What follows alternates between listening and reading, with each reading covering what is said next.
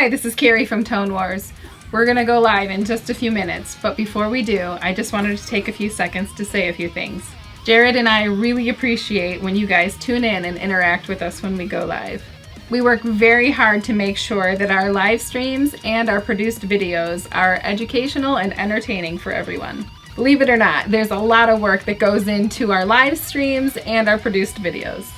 So if you like what you're experiencing here, here's a couple ways you can help us out. The Super Chat feature is turned on and any amount will be appreciated. Jared is also available for private consultation for a nominal fee. You can contact Jared through two of the links below. One is through our Tone Wars Facebook page and the other is through email. So thank you so much for your support. The live stream's about ready to start, so go pour yourself your favorite glass of whiskey or other libation and we'll be right with you. Cheers!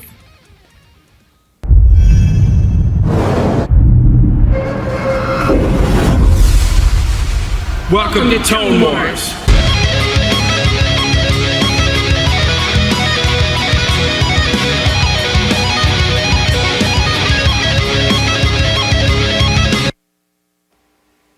Hey everybody, good to see you all here. Thanks for coming. So glad you're here. Sorry I'm a little late tonight. Tonight's episode is, well, let me just put it to you this way. It was a ton of work. I have two AB boxes here. I got one for the amp switcher because we're going to be shooting out the Kemper Kab and see what the difference is if you run it through a solid state amp as opposed to a full-blown tube amp. So we're going to see if there's a sonic difference, if it feels different, all that stuff. And we're also doing, I have another AB box that goes between the amp that's associated with the Kemper, so I can run it to the Kemper Kab, and then I also have the ASC 12 by ASC 10 by Friedman, and I'm going to shoot those out, and we're going to talk about the differences between those, because everybody knows that I love the Friedman cabs. I think they're really good, and they've always been a great FRFR cab, so we're going to put the Kemper Kab in FRFR mode and shoot them out. And maybe for, just for fun, we could put the Kemper Kab into speaker imprint mode and shoot them out with that too. Because, hey, it's a feature that the cab has, so why not use it? But before that, what I'm going to do is just show you what the Kemper Kab sounds like. And just for the sake of continuity and because a lot of people have powered Kempers and they're using the cab with a solid state power amp that's in the powered Kemper. I'm going to go ahead and do the first part of this video with the solid state amp. I'll play a mix or two for you with it, but I'll also go over the features and I'm going to go over the different settings and the different speaker imprints on it. I'll just cycle through them for you. And we'll have a discussion about that. So that's the first part that I'm going to do, is just pretty much like a sort of in-depth kind of review. I just got this a couple days ago, and I want to thank Paul Smith for letting me use it and for dropping off an extra mic for me so I can mic the cabs. It was very kind of you to do that. Thank you very much. So I'll just get started with that. Just so you guys know, like, ideally, I'd love to have like a really nice, like super expensive mic in here to, to mic the cab with and everything. But because of the whole social distancing, we're on lockdown here in Michigan. Like, you can't travel anywhere unless you absolutely need something. And I'm not going to risk a $1,000 fine to go pick up that mic. So what I'm using tonight is a Tascam. It's like a recorder. It's the DR05, I think. And it's got cardioid mics on it. And I got to be honest with you, thing sounds killer. Like, it's made for this. It's made for what we're doing tonight. It's made to to record something in a room and be pretty flat, and not to color things too much. And you could take it to a concert and put it on a table, and it'll record the concert pretty much how you heard it in the room. So they are really good at what they do.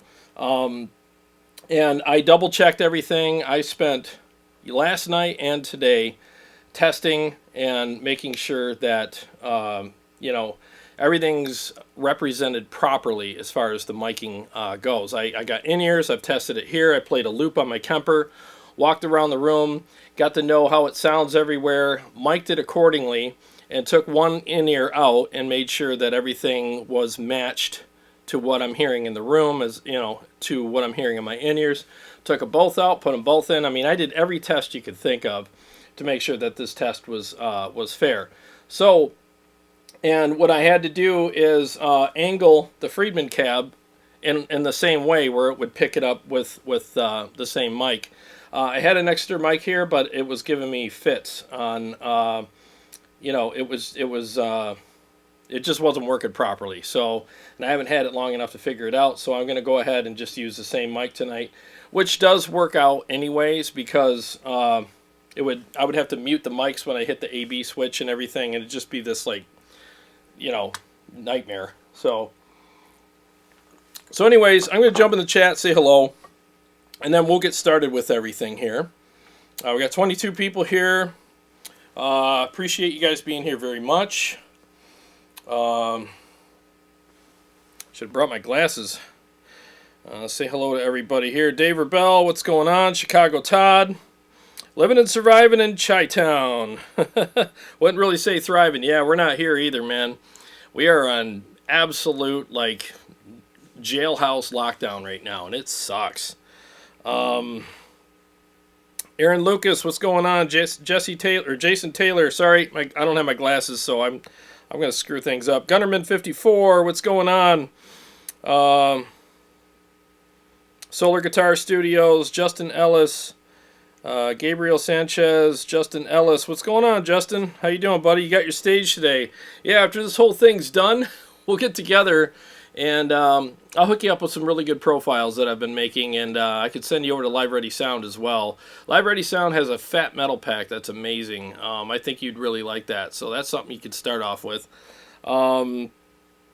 Dave Fargo, I hope this Kemper Kone sounds good. I got 4 coming tomorrow for my Engel. Oh, see, that's the thing that I really like about the Kemper Kone is that you could put it in whatever cab you want, and you can run it, 4x12, 1x12, 2x12, whatever you want, and it'll do all the stuff, because the software, this is the thing I like about the Kemper Kab.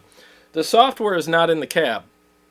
So it's not reliant on you have to have the cab in order for it to work with the Kemper, because there's a lot of FRFR units out there that do similar-ish things, but not as well as the Kemper Kab. But the software and the knobs and all the dialing in is done over here on the cab as opposed to in the unit. So what's cool about having everything in the Kemper is you can put those cones in any speaker cab you want, and the software is in the Kemper, so it'll still do all the functionality that you want without having to buy the cab. So that's actually, Chris Kemper's a genius, man. He really thought this through. I mean, it's probably why it took so long for this to come out, is because he thinks like 5 moves ahead, and there's just a lot of great thought that went into this product. There really is. Now, just as a disclaimer, I am not a fanboy. I like amps. That's what I prefer. I really do. I have amps here all the time on the show. You guys are here on Wednesday nights and even on Sunday nights when Carrie's with me. We still do amp stuff. I prefer amps over everything. But the exception is the Kemper is a very close second best thing if you have to go on tour or do a show locally or even wherever. And it's just so convenient and it sounds amazing. There's really very little to no sacrifice for the most part when you take your Kemper on the road with you, especially if you make your own profiles. I'll tell you, man, there's a lot of great profile makers out there, and this is no disrespect to them, but the best profiles are the ones that you make because you set the amp up the way you like it, mic'd it the way you like it, and it just sounds exactly how you like it. Where other ones are great, but it feels like there's always man, it's kind of like having somebody set up your rig for you.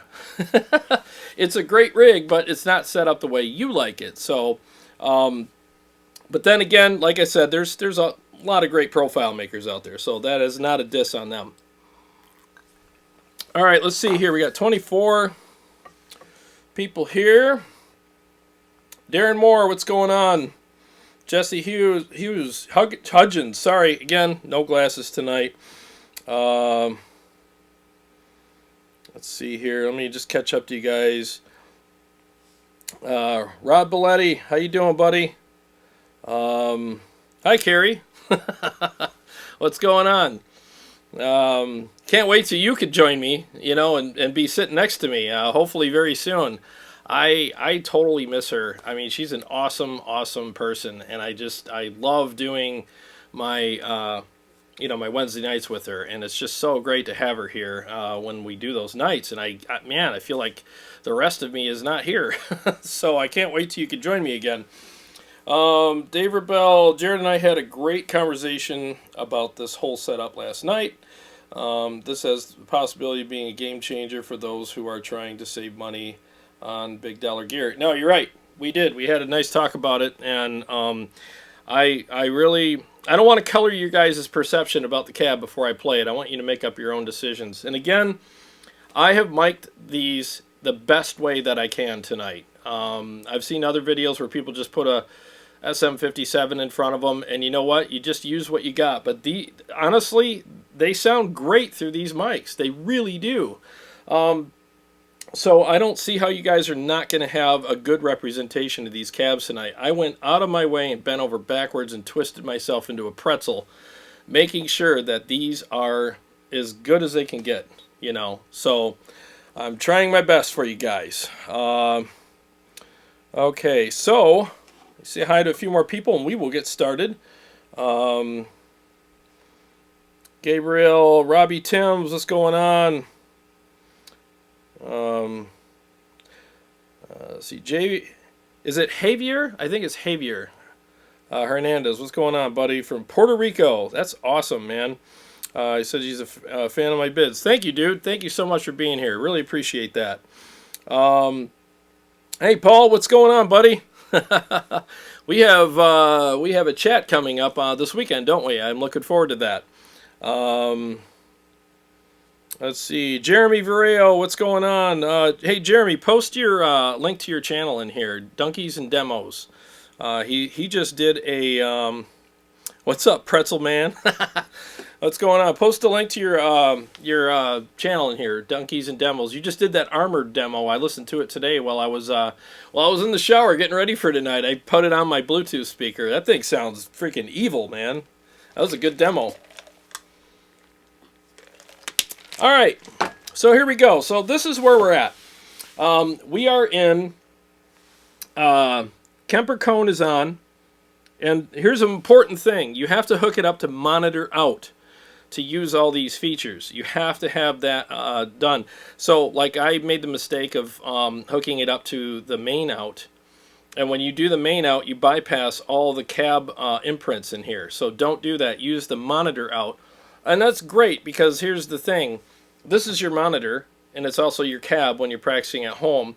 So when you go on stage, you use your main outs to send the front of house your amp sim and your profile and your speaker impulse response or whatever. You send that to front of house, and then this is your emulation. This is your monitor for stage. So of course you're going to use your monitor out. Another very smart thing that Kemper thought of. So in the monitor out, you have the monitor cab on and off. I have it off so that I can use the speaker imprints. So right now I have it set up with the Vintage 30, and that's my favorite speaker. And so with this, you have the sweetening is off. There's no sweetening on this. It's a feature that you use in FRFR mode, and I'll show you that later. And you have Directivity and Bass Boost. So what I found with this is I have the Directivity up to like 1.2. It starts off at 5, which is in the middle. I didn't care for it at 5. It was too much high end for me, so I took it down a hair. And I found, and Tone Junkie too, he did it too, and I think we're on the same page with that. He likes it all the way down. I put a little in just to, I don't know, just because that's the way I liked it. The Bass Boost is on, I found, especially with the solid state amp. Bass Boost really makes a difference. Alright, so let me fire up the wireless here. And I'm just going to play the same stupid riffs I play all the time that you guys are probably sick of. And I'll do a mix as well, so you guys can hear this. And then what we'll do is we will switch over to, solid state versus tube mode, and then we'll round off the night with Friedman versus Kemper Kab. Okay, I had to do all this in one night because I only have this till tomorrow. So I crammed everything in here. So let me do a couple riffs here. Let me mute the mic and just see where we're at.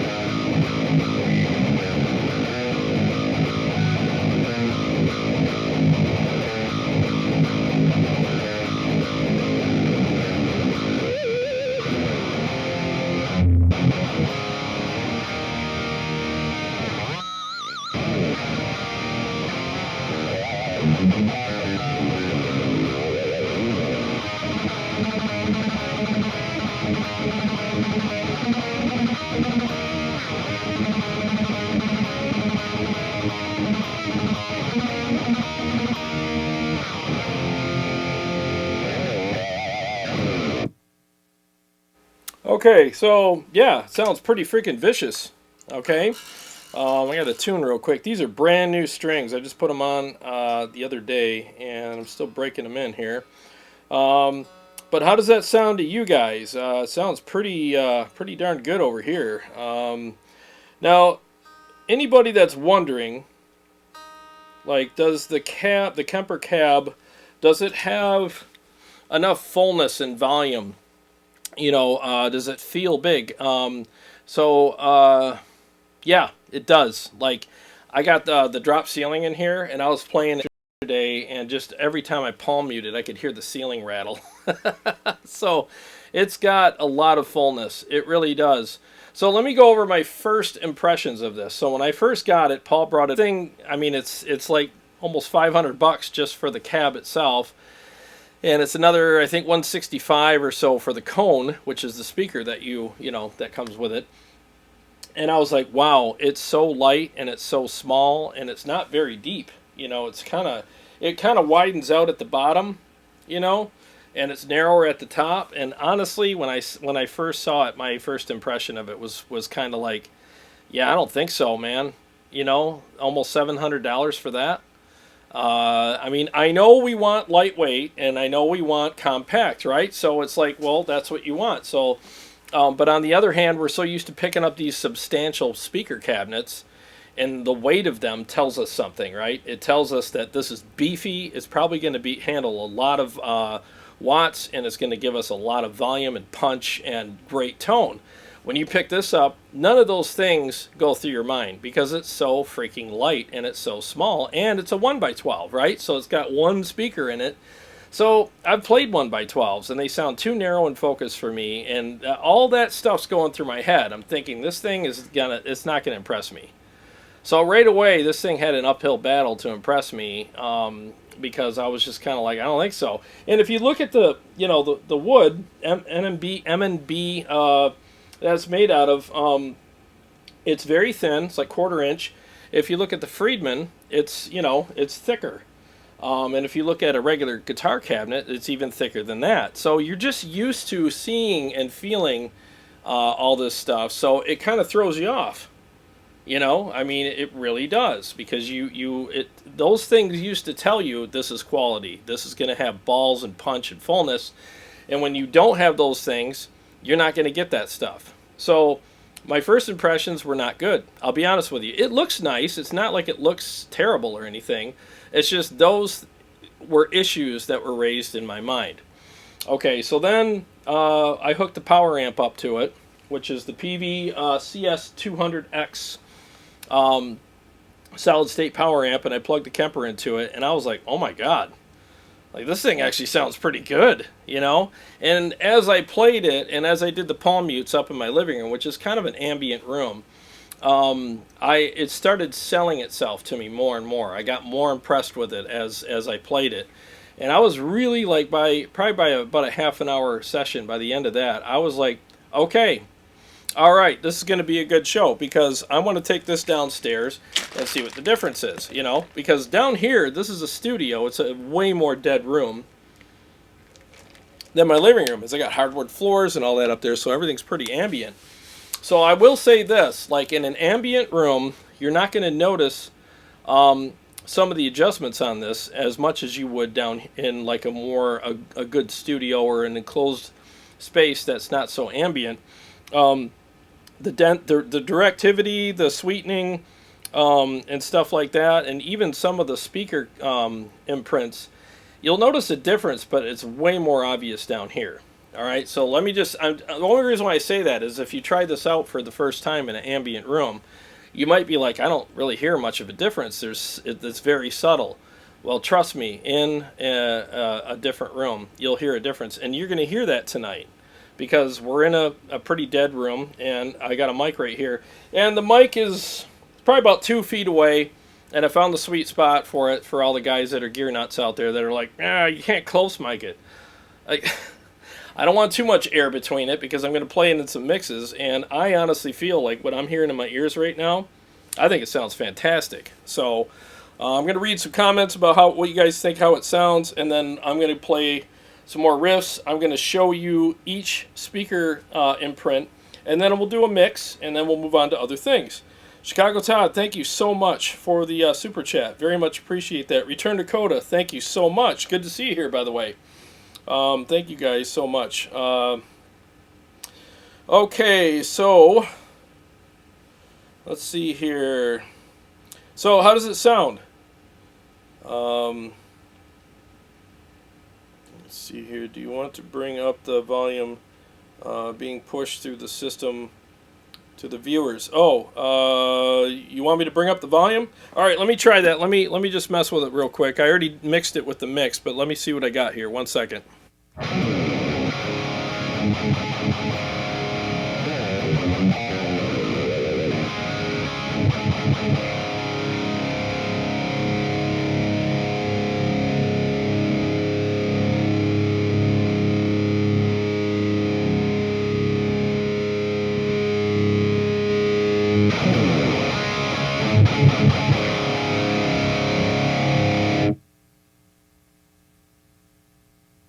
Okay, how's that? That should be better. Might have to raise my mix here.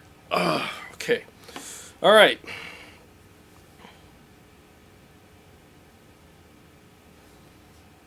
Reading comments here.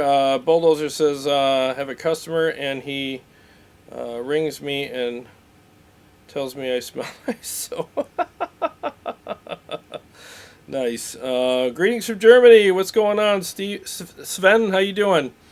Okay, so I got the volume up for you guys. All right, so this is what we're going to do. I'm going to go over the speaker emulation. So what we have right now is the Vintage 30, and then I'm going to switch to the greenback, and then just kind of go down the line and tell you guys what we got going on here. Okay, here we go.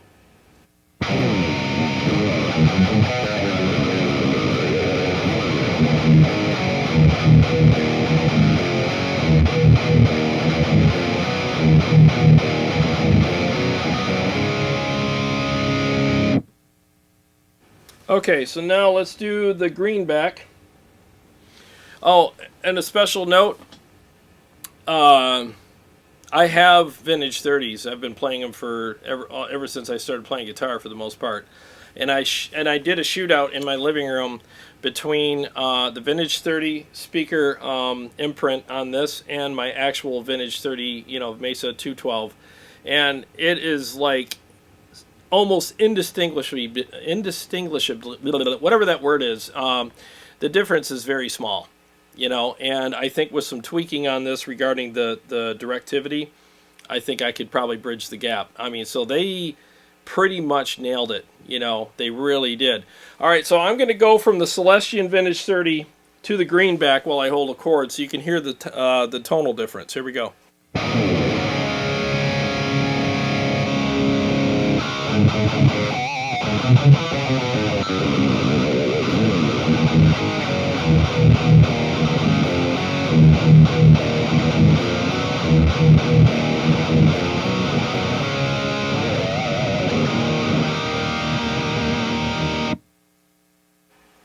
All right, so next is the creamback.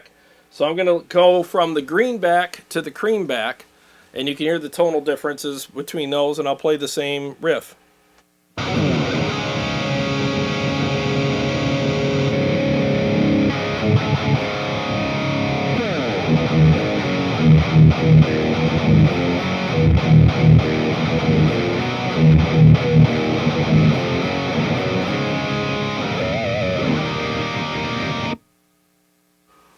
All right, next is the Celestion G12 Blue. I'll start on the creamback and roll into that with the same chord.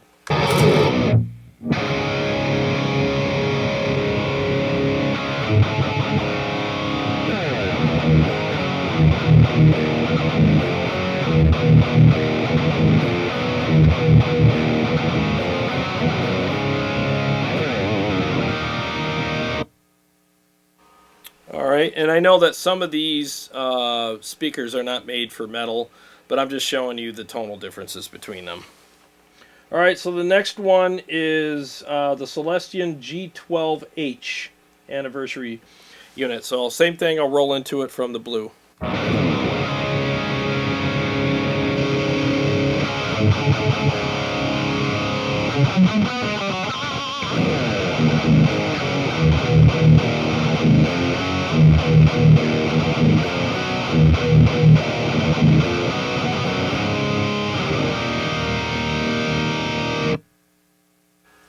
Alright, next one is the G12 Heritage.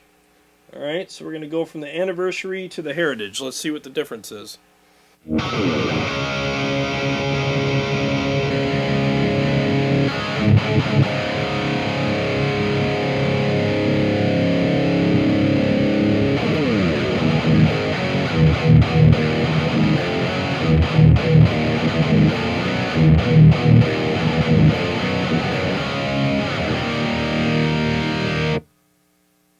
Okay, so far so good. And the next one is the G12 100. Alright, so we're going from the Heritage to the 100. See what the difference is.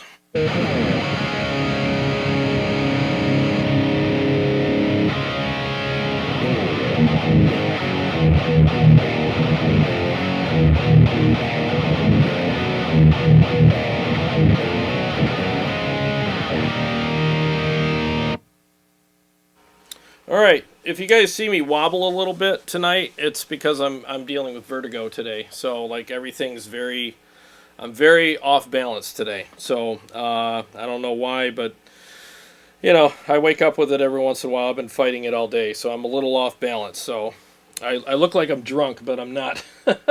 Alright, so if we're going to go from the G12 100 to the G12T. There's a lot of G12s in here. Jeez. Alright, here we go.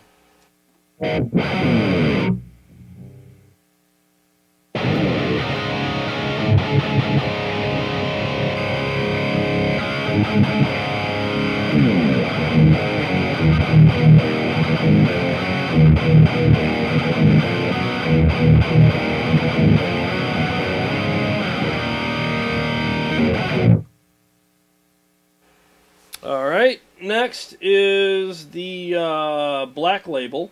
Alright, so here we go.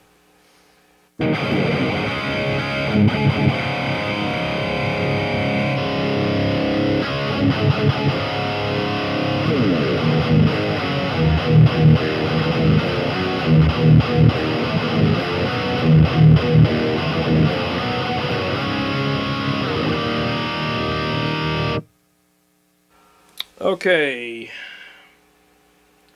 Eminence MFD, alright, is the next one. We'll roll into that.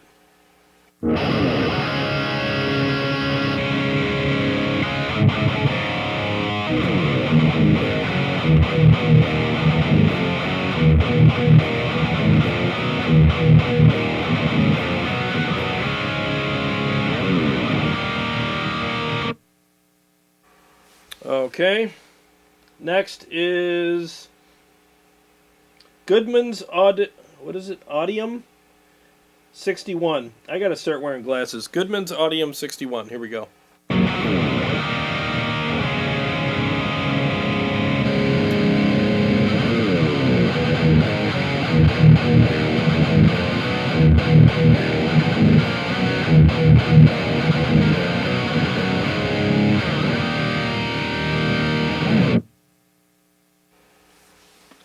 Okay. A few more here. Oxford.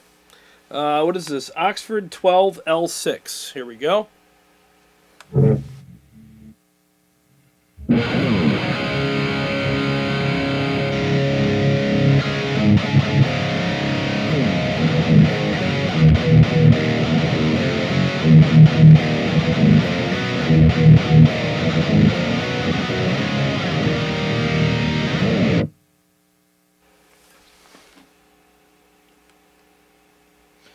I'm waiting for John Petrucci to show up at my house and be like, hey, dude, can you stop playing my riff?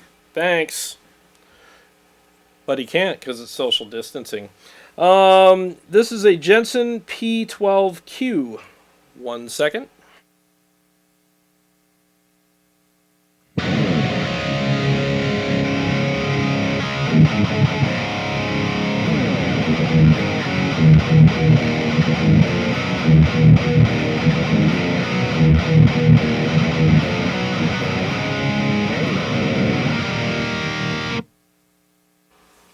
Alright, and we're down to the last few, I think, here.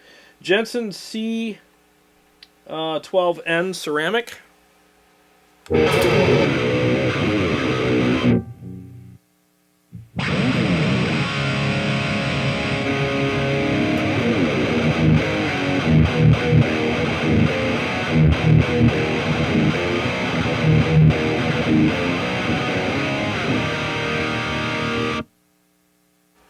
Okay, and a couple more, I think. Vintage, what do we got?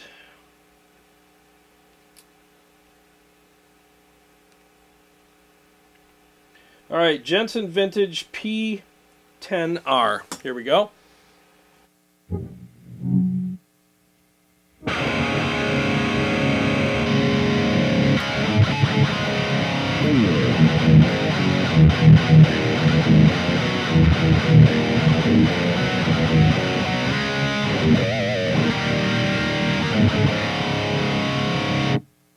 Alright, just the last few here. Next one is the JBL D120F 12-inch. That's interesting. Alright, here we go. Oops, wrong thing.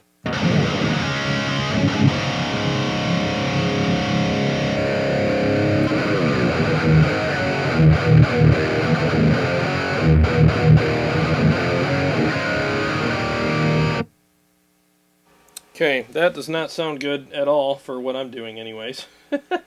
And last one is a JBL 8-inch. I bet you this one's going to be a real treat. Alright, we're going to roll into that from the 12-inch.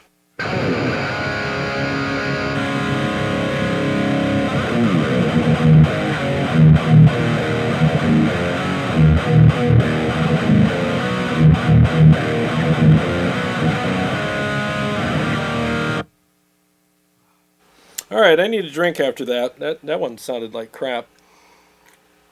At least for what I'm doing. Maybe for cleans or I don't know. I haven't done all the research on that, but not what I would use. Let's go back to the Celestian now and compare that to all the other ones now that our ears are all fatigued and freaked out. Here we go.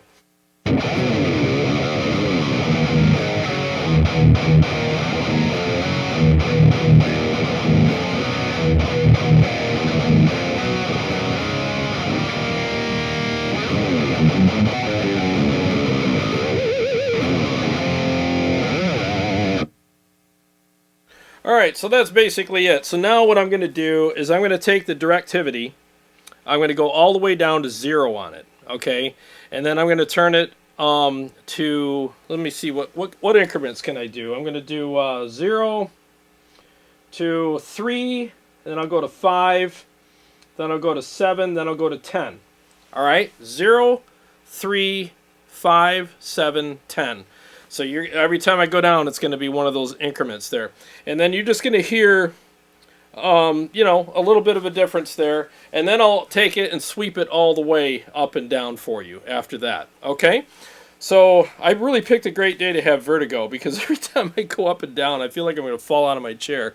All right, so it's down to 0 now, and then I'll just do a stupid riff, and then I'll turn it up as we go.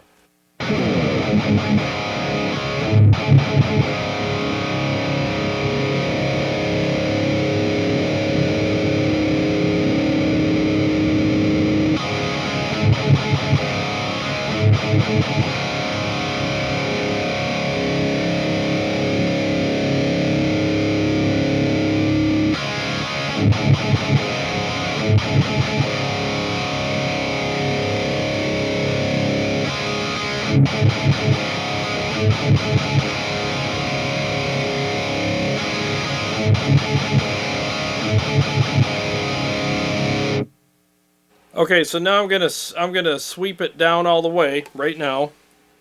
All right, and then I'm gonna sweep it all the way up and then back down again. Here we go.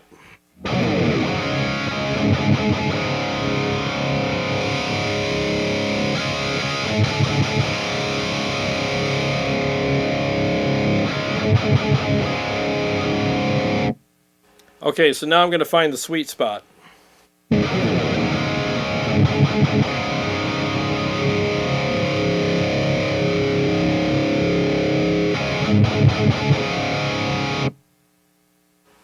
For me, it's 1.7. You know, it's a little dark all the way down. It all depends on the profile. Some profiles will love it all the way down. Some profiles will love it maybe even all the way up. So what's great about this is that it gives you a chance to, like, if you have a profile that's kind of darkish and you just want to brighten it up a little bit, that'll do that for you. It's actually a really cool feature.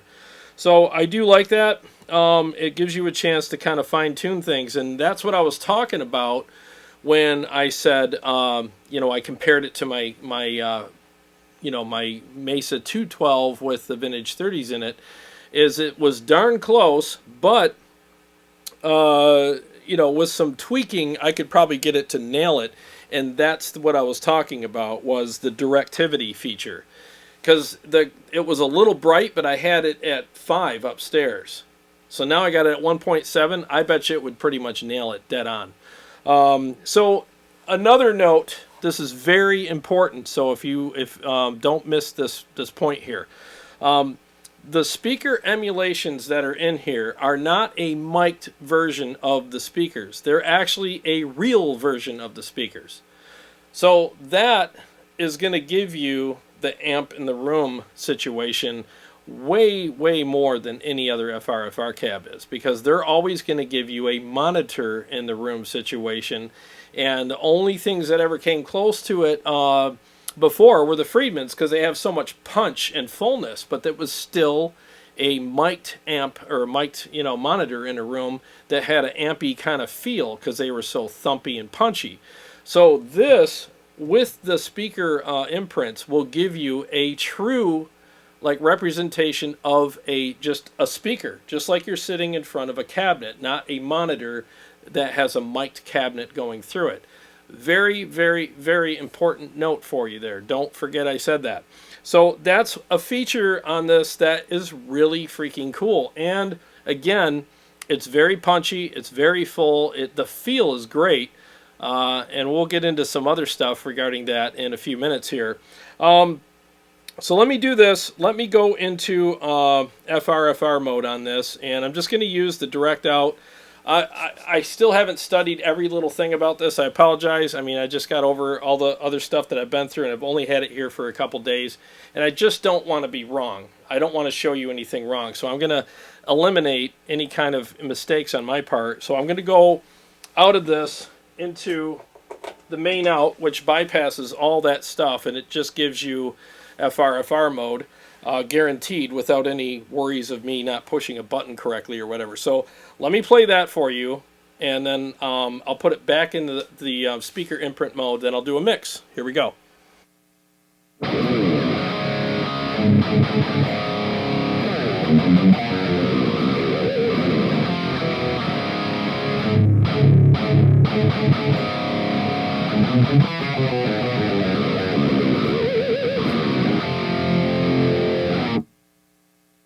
Okay, so that's FRFR mode, and it sounds great. In fact, that's my profile that I made, and I'm very familiar with that profile. It's of the Kraken, and excuse me, and it sounds fantastic, you know. So I'm really happy with that. I really am. I think it sounds good. It feels great. Represents the tone very well. So let me do this. I'm going to go. I'm going to unplug the cable and go back into FRFR mode, or from FRFR to real Celestion Vintage 30 mode. Okay. So 1 second.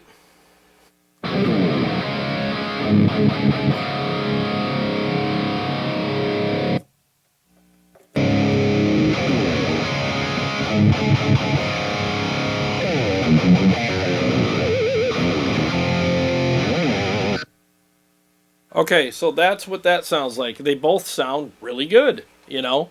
The cab, you know, when I have the cab on for, you know, the FRFR mode, and I mic'd that cab with a Audix i5 and a Sennheiser E609. So that's what you heard in FRFR mode. And it sounds really good, very punchy, very full. See, the thing is that's why I'm talking about the feel and all that stuff, is because you guys, you know, you're not in the room with me, so I'm trying to convey what I'm feeling here as well. You know, I have a cement floor underneath 2 layers of carpet, and when I play this at a pretty good volume, I can feel vibrations. And again, my ceiling tile started vibrating and rattling a little bit, and I was like, holy cow, this light little thing that weighs nothing does all that, and it really does sound good. And I really I mean, it's very impressive. It really is. And again, I'm not a fanboy.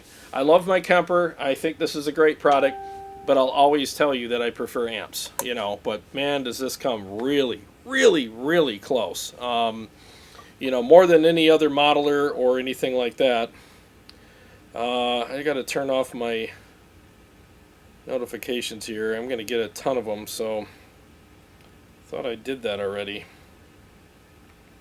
There we go. Carrie taught me that. All right. She's probably sitting there going, turn off your notification. Okay, so let me see what you guys are saying, and then we'll go into the next segment, okay? See if you guys have any questions. JJ's House of Jams, how you doing? Van Daven, it will be even better because the ICE Class D amp doesn't color as much as others. No, I would have to agree with you. I've never played the powered Kemper, but if you play a powered Kemper, all right, let me just say this. If you play a powered Kemper, this is the perfect cab for you. You shouldn't even be buying anything else. Reason being is because of the way the software in the Kemper works so well and gives you real speaker, not mic'd speaker imprints, but real speaker imprints that, I mean, if all the speaker imprints in here are as good as the Celestion one, which I'm pretty sure they are, you know, why would you make one really good and screw the pooch on all the other ones? So I'm assuming all the other ones are probably as accurate as the Celestion Vintage 30. And if they are, I mean, holy crap, this is going to sound great with your powered Kemper. And what's cool is you can walk into a gig, Kemper in one hand, very super small, lightweight cab in the other. I mean, that is such a great rig to carry, and it's light, it's small, it's compact, and they work together. There's a symbiotic relationship with them. So I'll say this too, this is made for this. The cab is made for the Kemper. Could you put other modelers through it? I haven't tried it. In theory, I guess you could, but why would you buy this for a Helix or a Axifex? This is made to work with the Kemper because of the software. So, you know, that's what I got to say about that. And I'm sure other amplifiers, other power amps, you know, solid state power amps will have different coloring, different variations of how they sound and feel. I get that. I totally get that. And this was made to work mainly with the ICE amp that comes in the powered Kemper. So again, if you have a powered Kemper, I really can't emphasize enough that you should definitely at least try one of these out and consider it big time. I really think that as far as that scenario goes, this is your best option, is the Kemper Kab with the Kemper Kone in it. I really do. I just, I don't know why you would want to get anything else. All the guesswork's out, and again, you get the amp in the room thing with the speaker imprints. You can have the mic'd version of the speakers if you want, but for my own taste, when I play this thing here for the last day or so, I've been using the Celestion Vintage 30 speaker imprint, and I love it. It sounds absolutely fantastic. Let me read a couple more comments, and then we'll get into the next section. So I can use this with my powered Kemper, Gunnerman says. Yes. Yes, you can. I hope I answered your question with what I just said. I hope I'm giving you the good info here. You know what's funny is this came out, and like I remember when the stage came out, it was like this huge like atom bomb that went off, and everybody just went nuts over it, and there's just people everywhere. Kemper stage videos all over Facebook and YouTube and posts everywhere. This thing comes out, and it's absolutely fantastic. And there's like, I go on YouTube because I wanted to do my own research, and Tone Junkie has some videos, and maybe a couple of other guys, and it's like, why aren't people like shouting from the rooftops about this thing? I mean, I'm not seeing hardly any videos about it. It's kind of shocking, so maybe that's a thing where people like aren't thinking it's making a big splash or something because of that. This thing should be making a bigger splash than it is. And again, I don't own stock in Kemper. Chris Kemper doesn't even know who the hell I am. I've never met him. If I walk by him in a grocery store well, probably because I have my mask on, but if I didn't, he still wouldn't recognize me. So, and I don't own this. This is Paul Smith's cab, so I don't own it, so I'm not a fanboy trying to sell you something. This isn't QVC. It's just me being honest with you, I really think that this is a great product. I really do. Again, my first impressions of it, looking at it and picking it up and stuff, I was just like, is this a toy? Like, it's very light, and it's not very big, and everything that we grew up learning about speaker cabinets told us that that's a toy.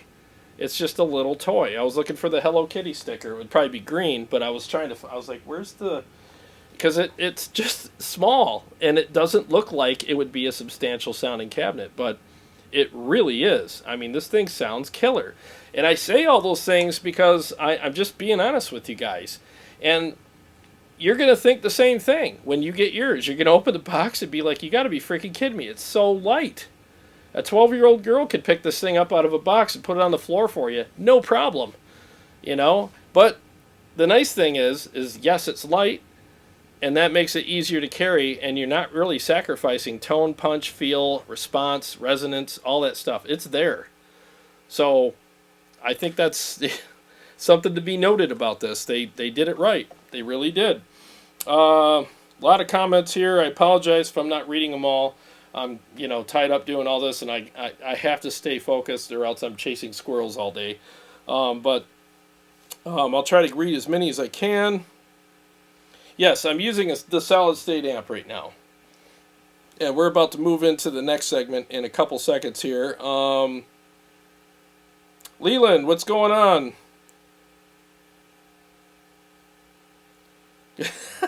COVID. Preventing JP from punching people in the face since 2020.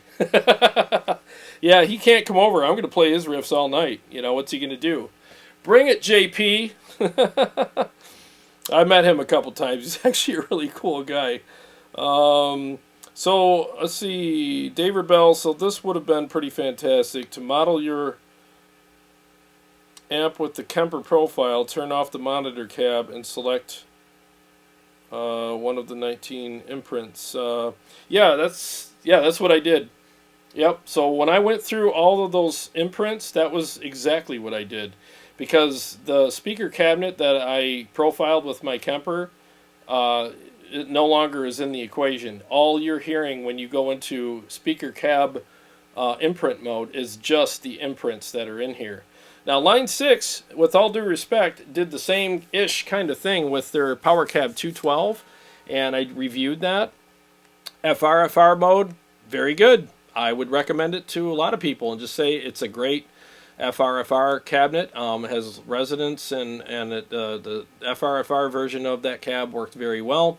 But as soon as I went into speaker emulating mode or speaker imprint mode, they call it speaker emulation mode, I was like, nope, not at all.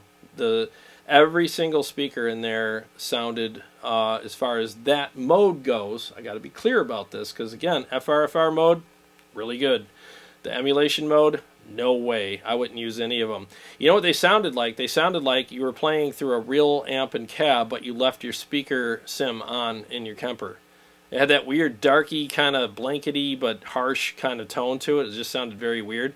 All of them sounded like that. So they got to fix that, because it was just proven right here that it can be done right. And I'm not trying to diss anybody. It's just, I'm just giving you guys a comparison story here. They did it right here. They really did. The Vintage 30 in here sounds, I mean, I bet you I could get it dead nuts on if I turn that Directivity knob just to the right sweet spot, and I think I would probably capture my cab, my Mesa cab upstairs very easily. Okay, so warm chord music, what's going on, buddy? Let's see here. Warner, hope I'm not making a mistake by holding out for the quad cortex. This setup is, let's see, this setup is way enticing. No, dude, I haven't played the quad cortex, obviously. I mean, who has? Like 10 people, and they played it at NAMM with headphones, so it's kind of like, it's hard to tell which one would be better. But what I can say is every shootout I've done with the Kemper so far, the Kemper eviscerated everybody. It wasn't even a contest. The Kemper absolutely killed all the competition every single time. Tone, feel, ease of use, as far as like you just turn a knob, pick a cab or a profile, dial it in real quick and go. All that stuff. It just won on every level. And when you get this cab to put with it, with the Kone inside, it's just this great, perfect pairing. It's a match made in heaven and hell, depending on what you like. But I mean, it really does work. The symbiotic relationship between these two products is perfect. I mean, again, there's no other, like, you can get the quad cortex, okay, but then you'd have to play it through either a power amp and real cab or an FRFR, studio monitors, or what have you. But you're always going to have, for the most part, that mic'd cabinet kind of sound unless you go through a real power amp and real cab. With the Kemper, you can get the real amp in the room kind of thing with the real speaker that's not mic'd with the speaker imprint mode on here. And again, as far as I'm concerned, with the Vintage 30, they nailed it. It sounds really freaking good. So, and I'm, again, like, if they nailed that one, I'm pretty sure they nailed all the other ones too, because why would you nail one and screw the pooch on the others? Van Daven, I sold my Kemper and sold my Helix. Alright, can you try, Dust Devil, can you try the speaker imprints with the Friedman ASC 12? No, it doesn't work with them. See, that's the thing. If you want the imprints, it bypasses them if you go through anything else. It doesn't work with that. As far as I know, it would, and if it did, it would sound awful. It would sound terrible. So yeah, you don't, because it would be a speaker imprint into a FRFR. It would just be this weird sounding thing. It would probably be super fizzy. So I wouldn't do it. All right, let's see here. Been looking at the Kemper Kab for a while now. I am sold. Thanks very much for the demo. Rocamp 56. Hey, no problem, man. Stick around because it's about to get even better. Because I'm going to do some more stuff for you guys. Chicago Todd says, I'm totally amped, pun included, for the Ampex from Blue Guitar. I am too. I can't wait to try that. But I'm also in for the first batch of Quad Cortex pre-orders. Yeah, the Quad Cortex is going to be a big hit. I really think it is. I mean, all the software and stuff, versions of everything are really good. I haven't played it yet. but I'm sure it's really good. But then again, what I like about what Kemper does is they do this thing where it's like their stuff, like it's almost like Apple but better. Their stuff works together so well. You know, there's a lot of exclusivity with Kemper, and I just really like how they put things together and make them work. Let me do a mix. I did change the volume here, so let me just do a quick little check here. I want to make sure that the volume is good. I'm going to do a mix, take a quick break, and then we'll go on to the next segments here. I hope this works with the volumes. 1 second.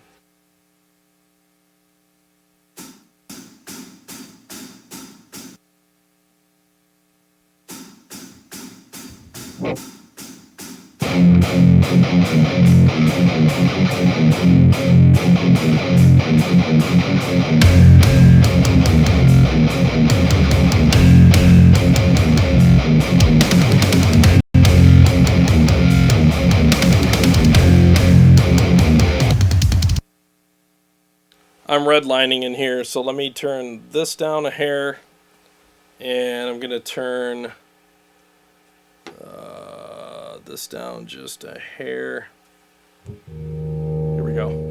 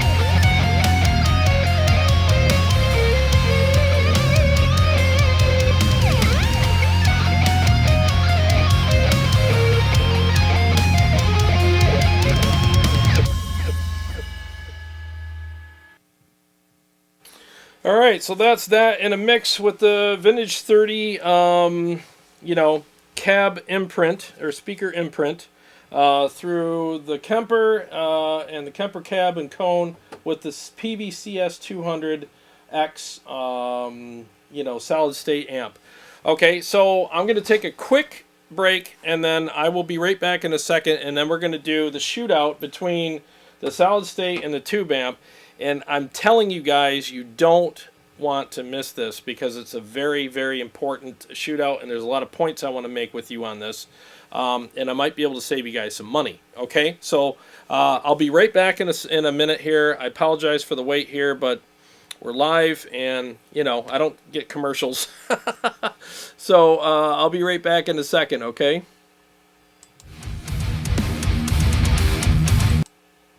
Wrong thing. Here we go. Hi, this is Carrie from Tone Wars. We're going to go live in just a few minutes, but before we do, I just wanted to take a few seconds to say a few things. Jared and I really appreciate when you guys tune in and interact with us when we go live. We work very hard to make sure that our live streams and our produced videos are educational and entertaining for everyone. Believe it or not, there's a lot of work that goes into our live streams and our produced videos. So if you like what you're experiencing here, here's a couple ways you can help us out. The Super Chat feature is turned on, and any amount will be appreciated. Jared is also available for private consultation for a nominal fee. You can contact Jared through two of the links below. One is through our Tone Wars Facebook page, and the other is through email. So thank you so much for your support. The live stream's about ready to start, so go pour yourself your favorite glass of whiskey or other libation, and we'll be right with you. Cheers!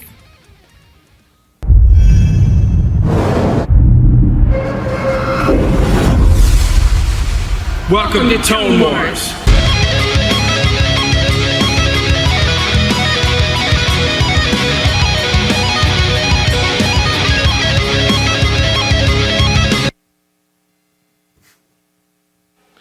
Okay, that timed perfectly. I was worried with the vertigo, man. Whew. It's hard to walk fast. All right, so cheers, everybody. Whiskey and vertigo probably don't go together, but whatever. All right, so next segment is I am going to keep the Kemper in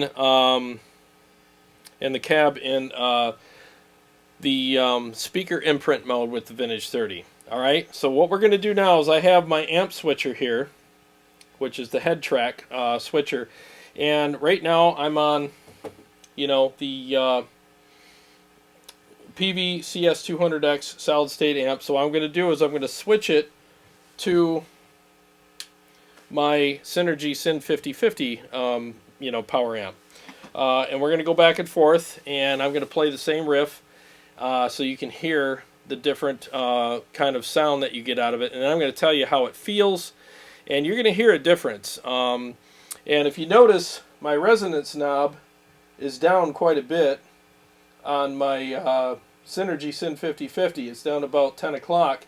I usually have it in the center, but for this, you know, reason, you know, for tonight's episode, I had to turn it down because it was clipping the mic here. So because there's a lot of punch coming out of that thing.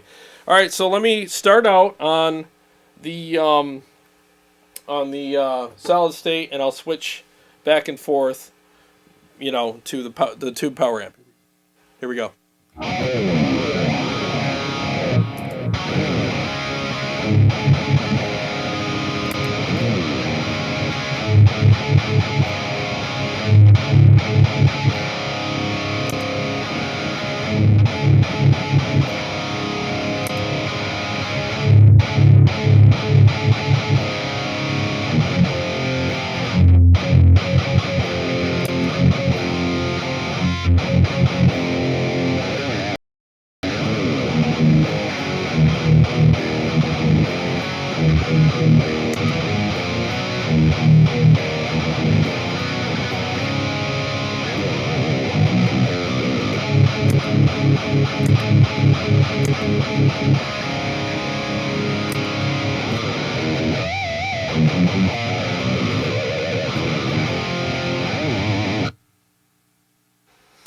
All right. Now, if you can't hear a difference out there, there must be too much compression on YouTube, because in my in-ears and in the room, I heard a pretty substantial difference. Now, some of it's coloration, but a lot of it is what I'm experiencing here is, as far as my ears are concerned, in the room and in my in-ears, I'm hearing a fullness, a richness, a punch, some more resonance on the low end, and the top end is a little more natural on the tube amp. Okay, now I've seen a lot of posts where people are like, well, the Kemper Kab and Kone is made for solid state. Well, it might be, it might be, and I haven't played the powered Kemper amplifier through it, so it's all conjecture as far as I'm concerned regarding that. But what I'm doing, when I'm comparing these two anyways, with the Peavey solid state to the Synergy Syn 5050, I'm getting a fullness, a richness, I'm getting more punch, more resonance, and again, I'm getting so much resonance that I had to turn the depth knob down to 10 o'clock on here. Otherwise, that peak on the mic was just going nuts. It was just staying red every time I palm muted. Now, the palm mutes were very, just dynamic and just very chuggy and bouncy. I mean, that speaker in there is just getting punished. But it wants to be punished. That's what you want to do to your speakers. You want to punish them enough to get them to, bounce around in there, and you can hear it bouncing around in there, can't you? Listen to this.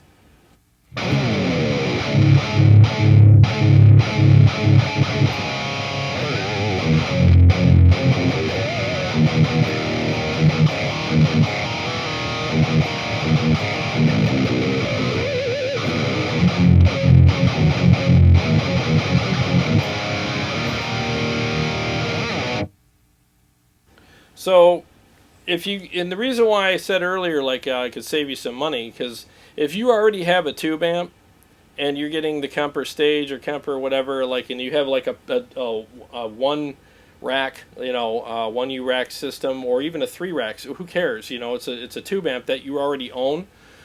Don't go out and buy a solid state power amp. The tube amp's going to be better. It just is. I mean, in the room. What I experienced was, again, what I said, because my hands are involved when I'm playing, obviously. I didn't play a loop and switch between them. I probably could have done that and just had a sonic experience, but I guess it's kind of arbitrary because I'm playing it. When I play my Kemper, I don't listen to it. So because of that, I want my hands to be involved with the decision between the two products as far as the solid state and tube goes. So my hands love the tube amp better. There's a reaction there. See, the thing is with solid state, the nice thing about solid state is it's smaller, more compact. Sometimes it's lighter, whatever, and it's very, it's the same all the time, right? It's very consistent, and that's great. It really is a nice thing to have, but tubes are not consistent in a way where they depend on us. So we're human. We play inconsistently. We play harder, faster, slower, lighter, medium, whatever, and the tubes will respond depending on how we're playing. And the good thing about that is I don't want consistency when it comes to that. I want a volley. I want a volley with my amp. I want it to react to what I'm doing. I'm doing those things on purpose because I want to dig in. And there's a chewiness with the tubes where it is pretty chewy with that, and I think a lot of that with the solid state, and I think a lot of that has to do with the profiles, and they're just amazing, and it does actually give you a lot of that more than any other digital platform will. But just when you thought it was super chewy and awesome, you plug into a tube amp, and then you're like, oh my god. We went from a cookie to a brownie as far as chewiness goes. I mean, it was it's thicker, richer, more harmonic response. And so I always equate it to this, okay? You can play tennis against a line on a brick wall to get your practice. You can just practice hitting over the line. And for the most part, that wall's going to bounce the ball back to you in a pretty consistent, spot. And you can even manipulate. If you hit it at an angle, it's going to go over here, and you can be prepared for that. With tubes, that's not the case. That's like playing tennis against another human. I mean, you can hit it to that person, and they're going to hit it back to you, but you don't really know where it's going. And there is a little bit of manipulation there. You can, but But I'm just saying, like, you can manipulate the tubes, and they're also going to manipulate you, but it's all in a positive way. So if you really want that reactive kind of volley and that relationship between you as a player and the product that you're playing through, this is going to give you the best version of that. Other than a real tube power amp and real tube everything. So again, if you already have a tube amp, don't go out and buy a solid state amplifier. Stick with your tube amp. And yeah, if it's really big and heavy and old fashioned, kind of maybe upgrade to like the Syn 5050.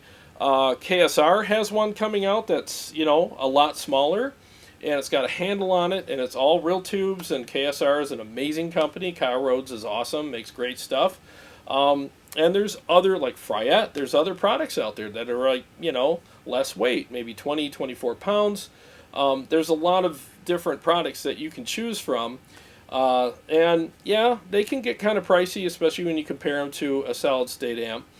Some of the solid state amps out there are quite a bit cheaper. But if you really, it's one of those things, like you guys that have a solid state amp, I'm just telling you, don't play through a tube amp if you don't want to spend the money, because you're gonna.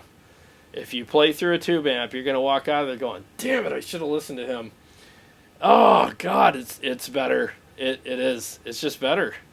But so here's the other side of that coin, though. All right, so I'm just here being honest with you. The other side of that coin is you're gonna go on tour, go on stage, whatever, and you're going to have only so much room or money to whatever to put things in and to spend on stuff, and you want to keep things convenient. So if you have a powered Kemper already, you already paid for the power in it. I'd probably just stick with that, because again, it's probably amazing. I haven't played one, so I don't know, but Kemper so far has knocked everything out of the park, except for their first software version. That was awful. But anyways, if you already have that, I'd probably stick with that. And then the other caveat to it is you're on stage, you're sending your direct signal to front of house, and you're using this for your monitor, and with all the noise and racket and everything around you, would a tube amp really matter in that instance? I think it would, but it's also another thing where it's like, how much do you want to spend and deal with all that? That's really up to you at that point. But if you're a guy that plays home a lot and you gig out every once in a while and stuff, and you just want the best kind of feel and experience with your Kemper and your Kemper Kab, then I would suggest getting the tube amp. I really would, because you really are going to have that volley. You're going to have that relationship that you wouldn't have with this. One more analogy, and then I'll do a little more comparison back and forth for you guys, and then we'll go on to the shootout between these two. It's like I was telling a buddy, like I had a 1969 Camaro Rally Sport, and that thing was awesome. It had a beefed up engine in it and Foose wheels. I had all the good stuff on it. And every time I started that car, I knew how to start it. It was a relationship. Other people would try to start it, and they would be like, "How do you start?" And I'd get in there, fire it up first turn of the key, because I knew where to push the gas pedal, how to do it, but how long to hold the key forward and all that stuff. And I knew how to warm it up. And on a cool night, you could sit at a red light and you could feel that thing just wanting to go, because the engine was just sucking air in, and it was cold air, and it just made it want to go. And there was a volley there. And it sounded amazing, and when you put your foot through the headlight on that thing, holy crap, hold on to your crap, because you're going to go. That thing was a gorgeous nightmare on wheels. It was great. And then you compare that to a very predictable new 2019 Camaro with all the trimmings and the GPS and the seats, and it handles better and all that kind of stuff. And it's very predictable, but it doesn't have any character. You could buy 20 of them off the line, and they're all going to drive the same, feel the same, do the thing. With the older cars, the classics, they're all different. They all got their own personality and character, and that's the thing I really miss about that car. I had to sell it, but what the relationship that I had with it, the unpredictability, some nights it would run better than others. It always ran very well, but some nights it was like that thing just wanted to eat, man, and I had to feed it. You know, there were nights I'd see people driving around and we'd race because that thing just wanted to eat. And I won a lot of races with that car, and it was just an amazing car. And this kind of thing with the tube amps kind of reminds me of that. It really does. Like, there's a relationship there. So let me do a couple more riffs back and forth, because I spent all this time hooking this stuff up. So I might as well do some more back and forth between these two. So right now I'm on the tube amp, okay, and then I'm going to switch to the solid state. And what you're going to hear, okay, is I can kind of tell you now. I didn't want to color your impression of this before, but you're going to hear it shrink a little. You're going to hear the size kind of come down a little, and you're going to hear a little bit of a top and bottom end difference. But man, when these guys, you have to trust me on the hands part. The hands are really happier with the tube amp. Okay, so here we go.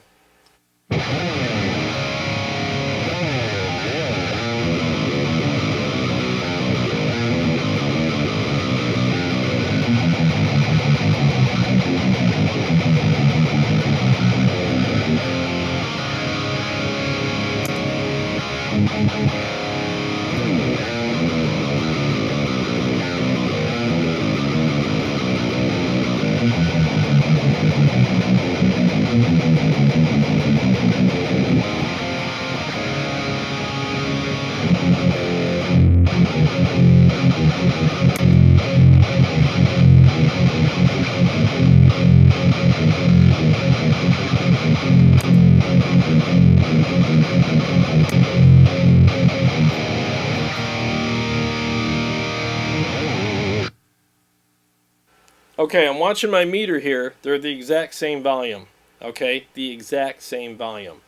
Okay, so what you're hearing is the tube amp might appear louder. It might be like, oh man, he's got it cranked louder.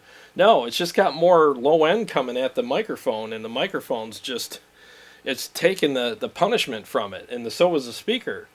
So what you're hearing is a bigger sound, not a louder sound. There's a difference. So don't let that fool you into thinking like, oh, you just cranked the tube amp to make it. No, I didn't. It's the exact same volume. I'm looking at my meter right in front of me. That's how I adjust everything. It just sounds bigger.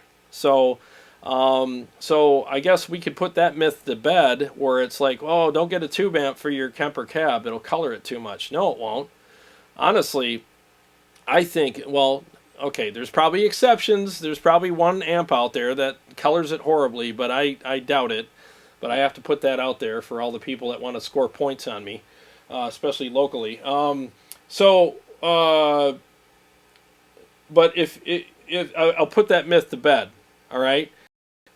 The tube amp will not color it in such a way where it's a negative thing. If anything, it'll color it in a way where it's positive, and the color that you get, bigger, richer, more harmonic response, better feel for your hands, better reaction to the relationship between you and the amplifier, and it's just richer. It's got this really nice, full, rich, chewy kind of pick digging into the strings kind of feel and sound. So I would definitely, so far out of the experience that I've had tonight with these two products, I would pick the tube amp. And again, easy for me to say, I already own it. So it's like, well, duh, you know. I'm not shopping like some of you guys might be and looking for something. So just, you know, keep it in mind. Fryette's coming out with one. KSR's coming out with one very soon. That might be a little more affordable and smaller or whatever. So just think about that. And again, if you already have one, don't spend the money on a solid state amp for it. And don't listen to the people that say, no, you have to have solid state. No, you don't. I just proved that you don't. It might have been built for the ice amp that's in the the powered Kemper, and I totally understand why they would do that, because that's their target market, is that product. But the exception is this guy and guys like it as far as the tube amp goes, and I think it would work just fine. I really do. So I would highly recommend even just at least trying it out and considering it. Okay, so let me go and read the chat here. Justin Ellis, can I the stage through the power section of my EVH 5150? Yes, you can. Yep, you absolutely can. Just plug it in the effects return, and Bob's your uncle. Good to go.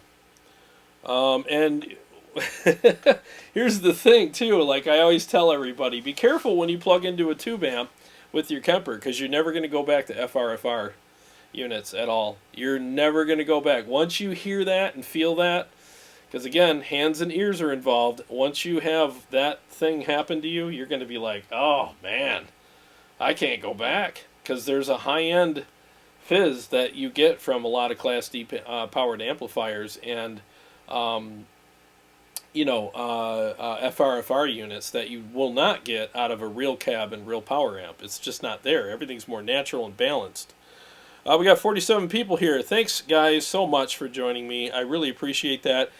Please do me a favor and share this, and and give me a thumbs up at the top left there. I mean, that really helps the algorithm out for me. And if you really like the content and you're enjoying it and you want to support the channel, we very much appreciate super chats here. I'm not trying to beg for cash here, but I'm just saying a lot goes into this.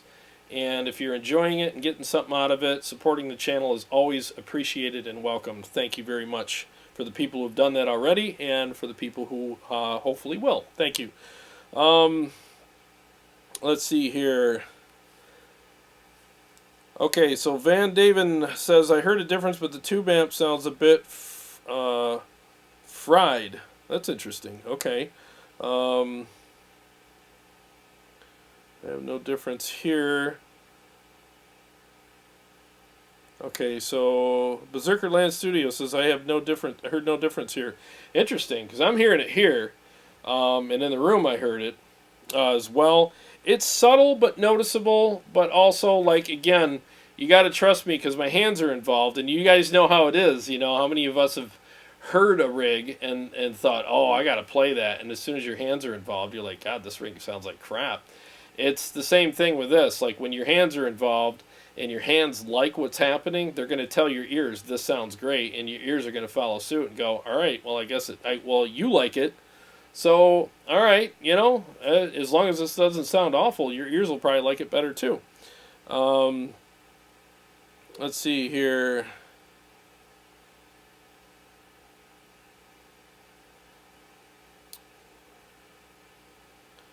Kemper's pretty good. Okay, so Van David said the Kemper is pretty good. I played mine over a Tech 21 power engine. Oh, cool. Yeah, that's... I want to do a power amp shootout one of these nights and just gather a bunch of power amps and see what I can do with them. I think that would be really interesting. And see, because that's something that is one of... I mean, who's got 20 power amps laying around, or even 5? It'd be something that'd be very interesting to do. Let's see here. Just trying to go back and read some of this stuff here. Van Daven, oh, you guys are talking amongst yourselves. Good, all right. Okay, so let me catch up to you, and then we're going to go to the next segment here. One of those has a lot more butt. Yeah, it's the tube amp. The tube amp has way more punch. And again, I turned the resonance down. Let me turn it up. I'll show you what this thing's got. This thing's got a J-Lo booty when you turn it up.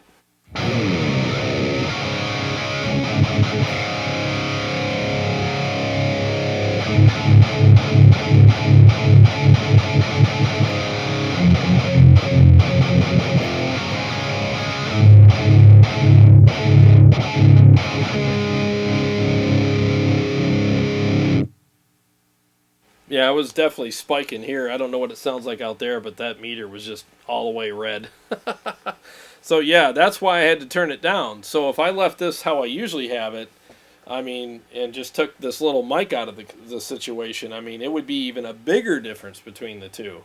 I mean, it's insane. Let me do that. Let me put it back up to where it was, and I'll cycle between them, and maybe you can hear a bigger difference.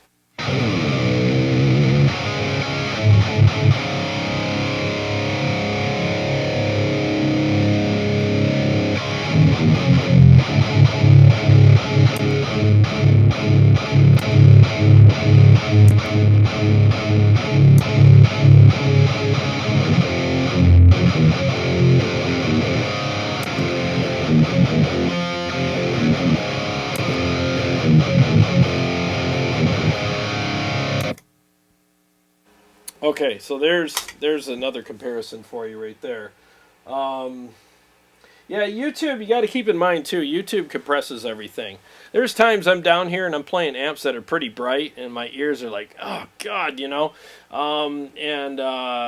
You know, when I watch the show later on YouTube, it doesn't sound like that. The YouTube kind of that compression kind of rounds off some of the top end every once in a while and just tightens things up a little bit.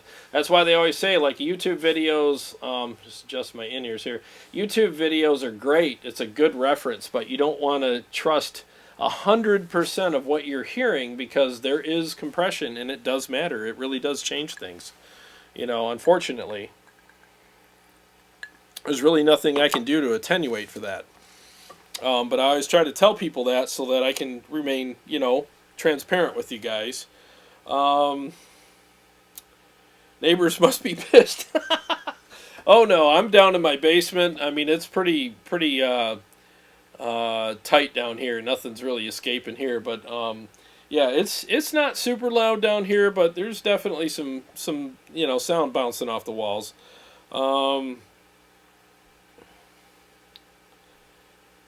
Let's see, with that riff, I think I went back in time, Todd says. Damien, that sounds monstrous and huge as hell. No, it does. It's good to see you, by the way, buddy. Yeah, it really does. I mean, I'm just telling you guys, like, in the room, when I had this stuff going on earlier and I was sound checking and everything, it just sounds incredible. So, back to the cab, like, this thing, seriously, if you're considering buying one of these and you're kind of on the fence and you have a powered Kemper especially, there's no better option for you. You know, there really isn't a better option for you other than a power amp, you know, like maybe a real cab with 2 vintage 30s in it or something like that, or 4x12 or whatever. But with the features of this and the software that's associated with changing, you know, things and you know, really, you know, giving you the cab emulations or I should say speaker imprints or the FRFR mode, it's great. Now, here's the other thing. I use a piezo pickup, all right, right here. So, oops, probably shouldn't have done that. I use a piezo pickup. So what's nice about that, having this, is it automatically will switch. Let me get out of this mode here. It'll automatically switch. Going to get to this one patch where I have my piezo right here to a mode where it sounds appropriate. Here we go.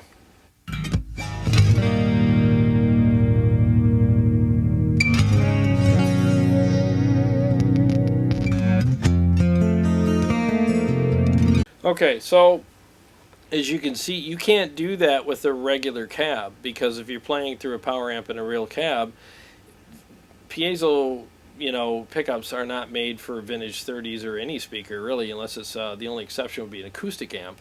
But they're made for like direct sound to a PA or something like that, or an FRFR. So it's what's nice is it automatically goes into FRFR mode when you're using something like that. You bypass, because for piezo I turn the cab off, I turn the amp off, I just go in straight and I use a compressor, some, you know, delay, reverb, and maybe a little bit of chorus. That's pretty much what I use. So that's what and so you can't do that with a real cab, but you can do it with this. So that would be another exception for you if you have a guitar with a piezo. That's why another reason why you'd want to buy this. And again, I don't own stock in Kemper. It doesn't matter to me if you buy one or not. I'm just being very honest with you about all this stuff. So let me, I think is that where I was? That's where I was. Okay, so I just wanted to throw that in there for some information for you guys. All right, so here's what I'm going to do. I'm going to go direct out of here, out of the main output, so that we're in FRFR mode on both units. Or FRFR mode, I'll have to switch. I'll have to switch back to you know, the monitor output when I switch between these guys. So let's hear, let me turn these power amp off here. So let's hear the Friedman now. Okay, we've been listening to the the Kemper Kab for a while, so let's hear the Friedman. Let's see what we got.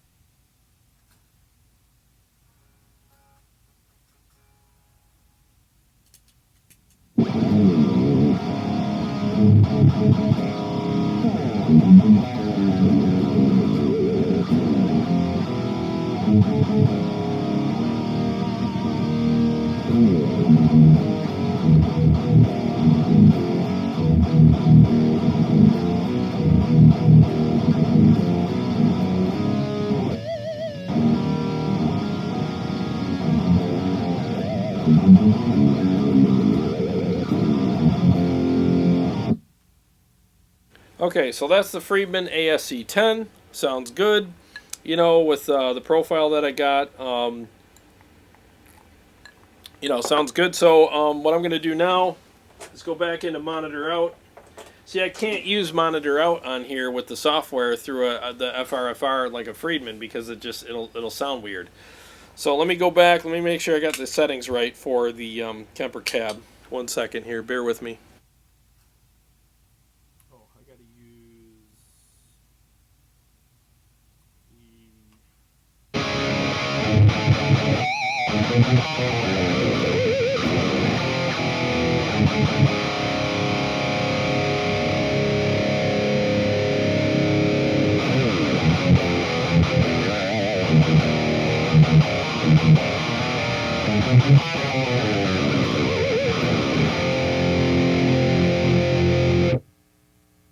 Okay, now we're going to go back to the Friedman. There we go.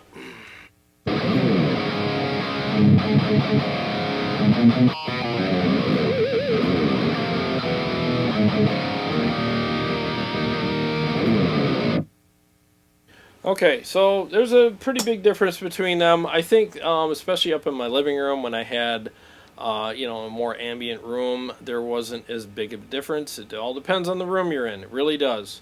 Some rooms will point out more or less in differences on things sonically. But I think that the Friedman, you guys all know that I love the Friedman cabs. I've always liked them and thought they were the best FRFR out there as far as what they do. And I still feel that way. I still feel like the Friedman is amazing. But because of all of the software and the features and the different tonal opportunities in the Kemper, I feel like it's a better option for you. I really do, if you're a Kemper owner, and only if you're a Kemper owner, because again, you can't really use. Why would you buy this if you play a Helix or an Axe-Fx? I mean, it just, you know, all the software and stuff that does all the cool stuff won't matter because it doesn't have it for that. Because the software, again, is not in the speaker, it's in the Kemper. So all the emulations and, you know, all that. You know, a game changer kind of situation. I hate using that term because a lot of people use it for, you know, like, you know, oh, game changer, and you're going to buy a ton of these and stuff. But it kind of is a game changer kind of situation here, where I don't want to overuse the word, but I would go with the Kemper Kab. I really would, because of the features and the sounds, and again, I can get a real Celestion, not a mic'd Celestion, but a real Celestion speaker imprint in a room kind of thing with me, and I can't get that on the FRFR cab. I'm going to get a mic'd studio monitor, but in a really nice, punchy, awesome cab kind of situation with the Friedman, which again still is very good, very, very good. I love my Friedman cabs, and I recommended them years and years ago, and that was before this guy came out. And now, you know, I mean, everything sounds great until you park it next to something that sounds better, right? So again, you know, I think this is the Kemper Kab is a better option for you for that reason, because of the features and the different tonal opportunities and all the speaker emulations, you know, and stuff like that it has, and it does it very well. Yeah, so now you can have the best of both worlds with the Kemper Kab and Kone. You can have a situation where, for a guy like me, when I play my dirty tones and my high gain stuff, I have a nice Celestion Vintage 30, not a mic'd one, but an actual speaker emulation in front of me that sounds amazing, and then I switch over to piezo, and now I have an FRFR situation. So, like when I play through my Kemper in Synergy Syn 5050 and Real Cab, when I switch over to my piezo, it sounds okay, but it doesn't sound as good as it does through an FRFR. So that's really why for me it would work, work better, because I like having all those options. And they say they're going to update the software soon, so where it does even more stuff automatically for you and thinks even more for you. So I really like the fact that they thought of all that stuff, and they really did knock it out of the park, Let's see here. Oh, James Underwood, dude, thank you so much for the super chat. He said, I learn a bunch every time I watch. Thanks for putting so much effort into all this. Dude, you rock, man. Thank you so much. I really appreciate that. And you're right, a lot does go into this. I got 2 AB switching boxes, one for the power amps, one for the cabs, and just the sound checks and the setups and all the thinking you got to do and the thumbnail you got to make. And yeah, I mean, I'm not complaining. I'm just saying there is a lot that goes into this. There really is. And it's my pleasure to do it. It is a lot of fun, but it's why they call it labor of love. There's love there, but there's still labor too. So I appreciate that. Okay, so Dave Fargo says Kemper Kab sounds better to me. Yes, I agree. And what I'm hearing is, especially with the emulations, the Kemper, as far as the Vintage 30, what I'm hearing is less fizz. I'm hearing a more natural top end. And that's what I really liked about it. Up till now, the Friedman was the best option out there, because I've put it up against some of the best, FRFR products out there, and it won. It beat every time. Beat them every time, and I always recommend it. And I'll still recommend it to people, because I think it's a great product. But if you have a powered Kemper and you don't have a Kemper Kab, you're really missing out. You really are. Chicago Todd says, and to be clear, you can still run the Kemper Kab in FRFR mode just in case you want the mic speaker sound. Yes, you are absolutely right. You can choose whether or not you want to do that. Yes. Good point. Let's see. Just going back and reading some of this stuff. I'm sorry. James Underwood, I'm happy running my Kemper through a Matrix. Yep, the Matrix is there. That's one speaker I haven't tried yet, and I really want to hunt one of those down. And a couple of Zilla cabs. Ooh, yeah. Zilla cabs are nice. Celestian. Oh, yeah, the F12s. I've heard good things about them. I really have. But I'm super curious about that Kone. I could tell you, James, I could tell you that I think the Kone is minimally worth investigating. I really do. And if you have a Zilla cab, you can put Kones in them, And that's one of the reasons, like, when it first came out, I was like, what's this cab, Kone? What is all this stuff? Like, it's almost like going to Baskin and Robbins and saying, I want an ice cream cone, and they hand you a cone, and then you got to buy your ice cream separately. You're like, what the hell is this all about? So, but I get why he did that now, because there's a lot of guys that have cabs like you do, and like I do, and you have a powered Kemper, and you're like, man, wouldn't it be nice if I could get the Kone, which is the speaker, and get 2 of those. Like for me, it would be 2, because I got a 212, and I could put 2 of them in there and run my Kemper into it. And now I can turn my real cab into a real, Celestian Vintage 30 mix. And when I go to piezo, now that same cab that used to be just a guitar cab is now an FRFR cab for my, my piezo sound. And it's all done through the software here. And I think that that's just such a great option. I really do. I mean, if you ask me, I've only had this here for a couple days. I've ran it through as much as I can pace-wise. I put it in a mix earlier. I've done it before, upstairs and down here with my in-ears in. Did the piezo, did cleans, dirties, cranked it pretty good, ran it through tube and solid state, and it passed with flying colors every time. Like every single thing I did with it was like, I would totally get one of these. I totally would. I feel like this is a great product. I feel like it's well thought out. I also think that they thought, just like in chess, you always want to think 3 moves ahead. They thought 5 moves ahead with this. Because again, unlike other FRFR products or cabinets or whatever that are out there that have like emulations or speaker imprints in them, there's no software here. This is just a cabinet with a speaker in it. All the software is in the Kemper, which is great because you don't have to worry about, oh, my knob or my software or whatever, I bumped it, or it just went bad, or I got to send it in and get it fixed, or every 6 months you got to update your cabinet.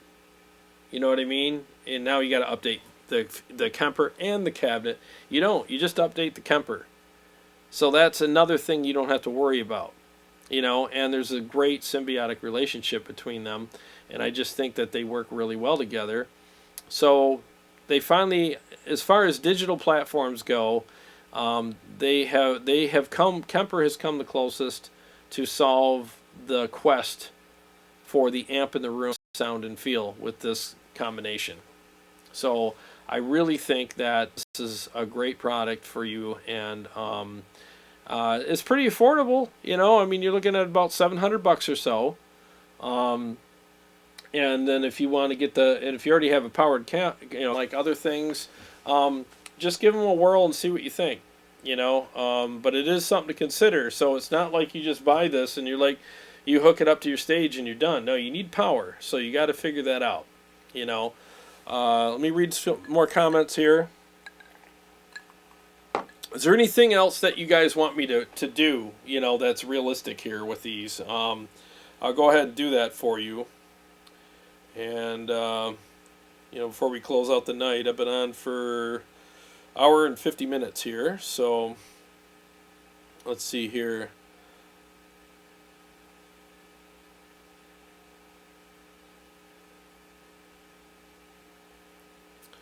Chicago Todd says he would pay an extra $100 if Christoph could make my playing sound better. Skill-wise, not tone-wise. Wouldn't it be nice if we could all do that, right? Vince Vegas, dude, could only imagine. I know how it goes. I'm sure a lot goes into doing all of this. I've donated before and will do it again. Thank you so much. Appreciate that. Yeah, a lot does. I mean, I'm not kidding you. Oh my God, it's like setting all this up, and I'm very meticulous about how I get things to sound, because the number one thing with me is I don't want to misrepresent a product. Even if it's not my favorite product, I want to give it the best chance that it can have to have a good showing, because I wouldn't want somebody making my product look bad. And on top of that, for you guys, I mean, if something doesn't sound good, well, how's that entertaining for you? You're sitting on your couch wincing like, oh my God. And I've also heard, I talk to other people and stuff about different channels, and there's, people will talk to me about, yeah, so-and-so's channel's great, but man, he can't get anything to sound good. Everything sounds like, just kind of, on his channel. He can't dial in a good tone. I don't want to be that guy. I want to be the guy where people come to and they're like, man, you really, put in a lot of effort, and I really like the tones that you get, and I wonder how you do that. Not because I'm some magic guru or anything, but I just put in the work. I really do try very hard to, because I'm such a nitpick and I'm such a perfectionist, I try to make everything sound as good as I can. And I don't just place mics willy-nilly in front of things and go, oh, that'll work. I don't do it with my eyes. I mic things with my ears. I really do. I loop something on the Kemper, like tonight, I looped it, and I just close my eyes and I move it around and I find that sweet spot, plop it down, pull the in-ears out, and go, yeah, that sounds exactly how it does in the room, or at least as close as I could get it, so that I can represent things properly. I really do put in the time for that. Vince Vegas says, oh, hey, what's up, Gravel Rocks? Ever try Eminence Swamp Thing, Texas Heat? Good question. I have tried the Texas Heat, but they were in combination with Vintage 30s in a EVH 4x12. So I don't know what they sound like by themselves, but it was a great combination. And I've heard good things about the Swamp Thing, too. I heard it's a little dark, but I like darker stuff. But I heard it's a really good speaker, so I bet you it is. Vince Vegas said, I got into shopping Greenback 2530 watt mid 69s and got kind of into cones. And let's see here, come cry. Sorry, my glasses. Oh my god, I gotta remember to bring glasses. I'm trying to read this stuff. Clapton Cream Tone. Chasing trip for a decade, or even still. Yeah, I mean, I really like what I do is I find that's one thing I like about real speakers is I'm a vintage 30s guy. I will always play vintage 30s as far as like, anytime I buy a cabinet, if I go to a store and buy a cabinet and it doesn't have vintage 30s in it, I won't buy it. I'll just be like, never mind. That's the reason why I cut my teeth on vintage 30s. And John Petrucci plays vintage 30s, and he's like my biggest hero ever, obviously.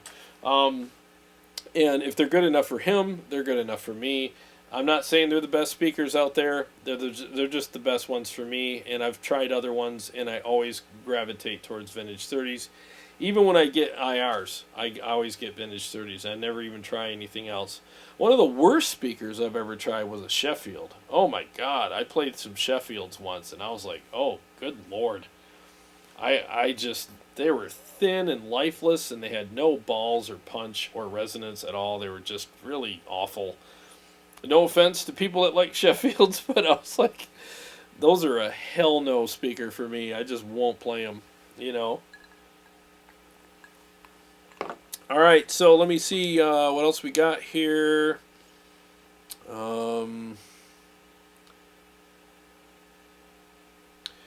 James says the Victory back there looks so lovely. Oh, man, this amp here, it's my mistress. This is definitely one of the best amps I've ever played. I absolutely love that amp. It's got everything that I've ever wanted in an amplifier. It's so well thought out with the features, but even features be damned. Who cares about the features? Let's just talk about the tone. The tone of that amp is stupid, and that's what you heard tonight was my profile of that very amp. So, through Mesa 212 with vintage 30s, and I will be selling those profiles soon on my website. It's just being built. In fact, I got to call the guy tomorrow and hook up with him and get stuff going here with it. He's doing a great job on it, and I can't wait to launch that. But yeah, so that's what you heard. Like every time I play my Kemper, I always go to my Kraken profiles first because they're just really good. And that amp is so special. I mean, it really is. A friend of mine, Jerry Chris, helped me out with that, and I very much appreciate what he did for me on that. So I can't thank him enough. All right, so Chicago Todd says, sorry, off topic, but since you are all gearheads, else you wouldn't be here because of the virus, anyone tried remote rehearsal software? What are you using, and how well is it working? I got an answer for you on that. Look at Aaron Short's channel, Aaron Short Music. Go to his channel, and he actually talks about stuff like that. And you can always reach out to him on Facebook. Aaron Short, really nice guy. He lives in New York. He's from England, and he's very talented, very knowledgeable guy. And he does a lot of stuff with that lately. So I would check with him. I'm sure he would have an answer for you. David Schneider, my favorite speaker cabs Friet, is it Fat Bottom, have Eminence P50E speakers. Oh, you like those, huh? I think those are in here, aren't they? Let me see. Where are we at here? Go back into the monitor here. Different Eminence. Sorry, didn't mean to tease you with that.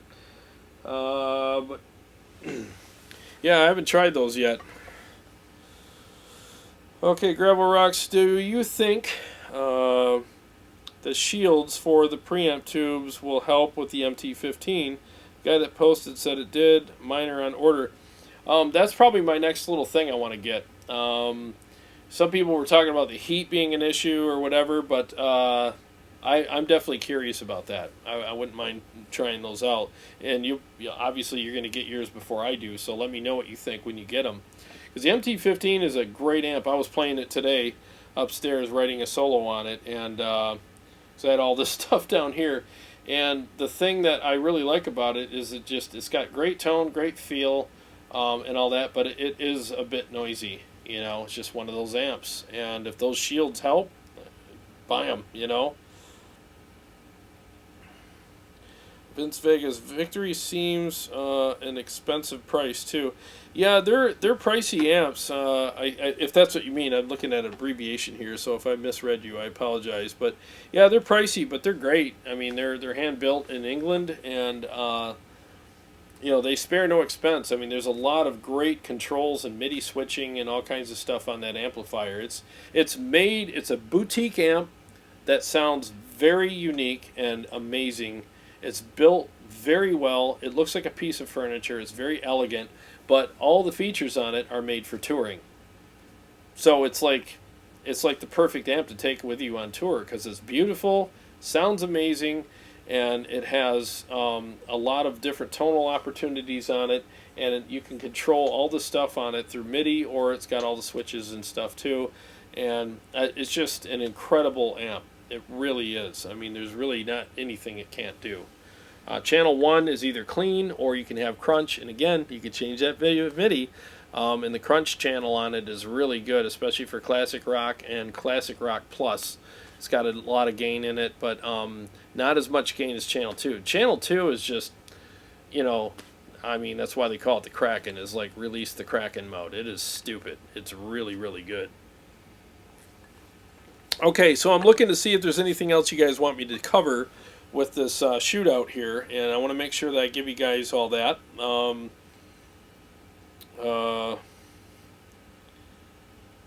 Chicago Todd, that's funny. Oh my God. Tony, you aren't too keen on the new Soldanos. Primarily because of the price tag, but it boasts it lifts its tubes off the floor. Would that help the issue Gravel Rock mentioned regarding the MT-15? Good question. I'm not sure. Maybe if you did lift them a hair, maybe it would cut down on the noise. I'm in just to clarify. I appreciate the question there, the statement there. I really do. I love it when anybody brings up anything because it gives me a chance to clarify if needed, or we can have a nice conversation about it. So it's fine. So I think the Soldanos are going to be great when they're released. I know BAD, are going to be building them. While Mike Soldano's out on the golf course or enjoying his life or whatever, he still designed it, and I'm sure they're going to stick with his design. But one of the biggest reasons why the price was so high in the past was Mike Soldano built your freaking amp. It's like you got your hamburger made by Ronald McDonald himself. You know what I mean? So it's like that's a big deal. That adds a lot of value to it. Is that whole thing? Like, yeah, Mike Soldano built my amp. So BAD's building them now, and again, they're American made. I'm sure they're going to be great. But I just think for what they are price-wise and what the features are that they offer, especially when you compare them to even a Kraken, with all the features and the hand-built kind of quality and all the great tones and variations and the MIDI switching, just all the stuff that this amp offers, it's like I just think that they should pay attention to the market a little more and base their prices on not legacy but on what's out there now, because things have changed since Mike kind of stopped making amps for a long time, and now they're coming back with them. A lot's changed, and you can't just go and, well, yeah, I get $4,500 for my amps, my old amps. Well, those were built by you, Mike. They weren't built by like a factory in California. They were built by you. That was part of why they were so expensive, and they weren't available anymore. So just like anything else, as soon as that art or that product isn't available anymore, and it's a great product, well, what happens to the price? Right to the moon, So now they're going to be mass produced, for the, I use that term loosely, but there's going to be available again at a pretty high number. So I think the price shouldn't be what it is, and especially when you're looking at an amp that's 2 channels and it really doesn't offer anything feature-wise. It's just clean channel, dirty channel. And it's kind of like, dude, that's a lot of, honestly, I'd buy the Kraken. It wouldn't even be a contest. I would buy the Kraken over that. I would buy the MT-15 over it. Why? Because the MT-15's 2 channels and they both sound absolutely fantastic. Yeah, it's a little bit noisy, whatever. You can mod it for $20-$30 and get rid of a lot of that. So who gives a shit? But the other part is it's $750, not $4,500. You know, or like his 30-watt, the lunchbox one, that's $2,600. I'm sorry, but $2,600 for a 30-watt lunchbox amp, I just think that that's a pretty audacious price. I'd say that's very audacious. And people can take me to task over it. It's okay. I'm going to review them when I have them on the channel. And there's going to be people that buy them. And you know what? How much is it worth? It's worth whatever people are willing to pay for it. And they have their reasons why they're willing to pay that price for it, and I respect that. I really do. It's just I'm one of those guys that's going to be like, yeah, I'm sure it's going to be a great amp, but I'm going to take a hard pass on it for the price. Because I have great gear. I have the Synergy stuff that I absolutely adore. I have the Kraken, I have the MT-15, I got the Kemper, and I control all my amps with my Helix. I don't use it for tone, you know, the Helix, I use it for control and effects. But man, I got great stuff, and it's like, you know, I just don't see the need to spend $2,600 or even $4,500 on an amp that I think would be comparable quality-wise and tone-wise to stuff that I already have. That's a lot less money. So that's kind of like my quick clarification on that. And I appreciate you bringing it up. I really do. Anytime somebody does, it gives me a chance to have a conversation with you about it, and it's no problem. You know, Brett Nelson, hey, what's going on, buddy? Thank you very much for the super chat. Very much appreciate it, man. All right, let me catch up to you guys here before I close out. Let's see here. Oh yeah, Chicago Todd. He says I really did like that Kraken. Too bad things had to shut down because even though I know you don't think it was worth the coin. I was looking forward to you reviewing the new Soldano lunchbox. Oh, I'll still do that. The Motor City guitar is going to get them in, and I still like if you're a Soldano fan and it just works for you, and I get that, I really do, and I respect it. Get them for Motor City Guitar when they come in, because again, there's a lot of people out there like look at this guitar. It's $3,300. For a lot of people, they would go look at that and go, I don't need all that. I mean, you're nuts, man. Spending $3,300 on a 7-string. I got a Schecter for, you know, I don't know, 40% less than that, or I don't know, whatever. I'm just throwing names around. But, you know, and I respect that. It's okay. But for me, when I saw this and the heavens opened up and a dove landed on my shoulder, I was like, Wayne, it will be mine. Oh, yes. It will be mine. That's how I felt. I mean, I just had to have it, and I love these guitars, and it was a great purchase for me. So to each their own, right? And I respect everybody's decisions on what they buy, because if it works for you, God bless you, man. I'm glad you found what works for you, and at that point, you only pay for too much for things that don't work for you, but you'll never pay too much for something that does. I guess I'll just put it to you that way. Let's see here. Dave Rebello, I'd be curious to see how it stacks up with the following combinations. Seymour Duncan Power Stage 170, Kemper Kone Cabinet, Kemper Profiler under 3,000. I've heard good things about the Power Stage, and I've heard that it clips. I mean, I haven't played through one, so I don't know. I've heard everything under the sun about that. So it's just like anything else, you know. But I wouldn't mind trying one. I think that's a good suggestion. Let's see here. Damien, I will say when you said when you get a tight amp head, it really shows my mistakes. It is making me play much tighter. That tip was one of the best tips from you. Oh, cool, man. I appreciate that. Well, a tight amp, especially when you back the gain down a little bit and slam it with an overdrive, you're not adding more gain. You're just tightening it up and making it really responsive. And it does point out your mistakes, but it also supports what you're doing in a way where your hands just love it. As soon as there's so many times I've had people over my house playing through my rig, and they're like, "Yeah, I don't need an overdrive," and I'm like, "Oh, okay," and they won't be, and I'll have them playing through my rig, which has an overdrive on it, and I'll have it off because they're like, "Yeah," before they even play, like, "Yeah, just go ahead and turn that off. I don't need that." I'm like, "Okay," so I'm not gonna argue with them, and then I'll sneak over after they tell me that, and while they're playing, I'll turn it on. And they'll be playing. They won't see it. They'll just be playing and like, yeah, this is and then they'll start digging in and really enjoying what they're playing. You could see them; they're responding differently to the strings and really getting into it. And then I'll turn it off while they're in the middle of something. They'll be like, "What happened? What'd you do?" And I'll be like, "I didn't do anything."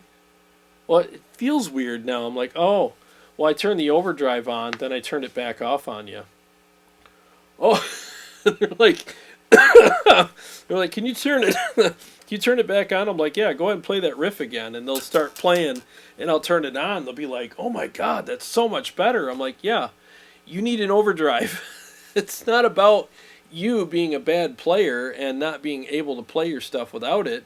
It's just that when you do get one, your hands are happier, and your ears will be happier too. But your hands mainly will just love it, and it's like. That's why overdrives are so great. I always recommend people get an overdrive. I don't care what kind of music you play, get an overdrive pedal, try it out, play for a half an hour with it, and do the same riff and turn it off, and then you'll know exactly what I'm talking about. And what's nice too is you can turn that if you got your gain up, because a lot of guys, well, I just crank my gain all the way up. Like, why?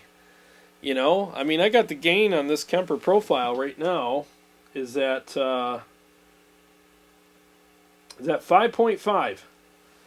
Let me play it real quick.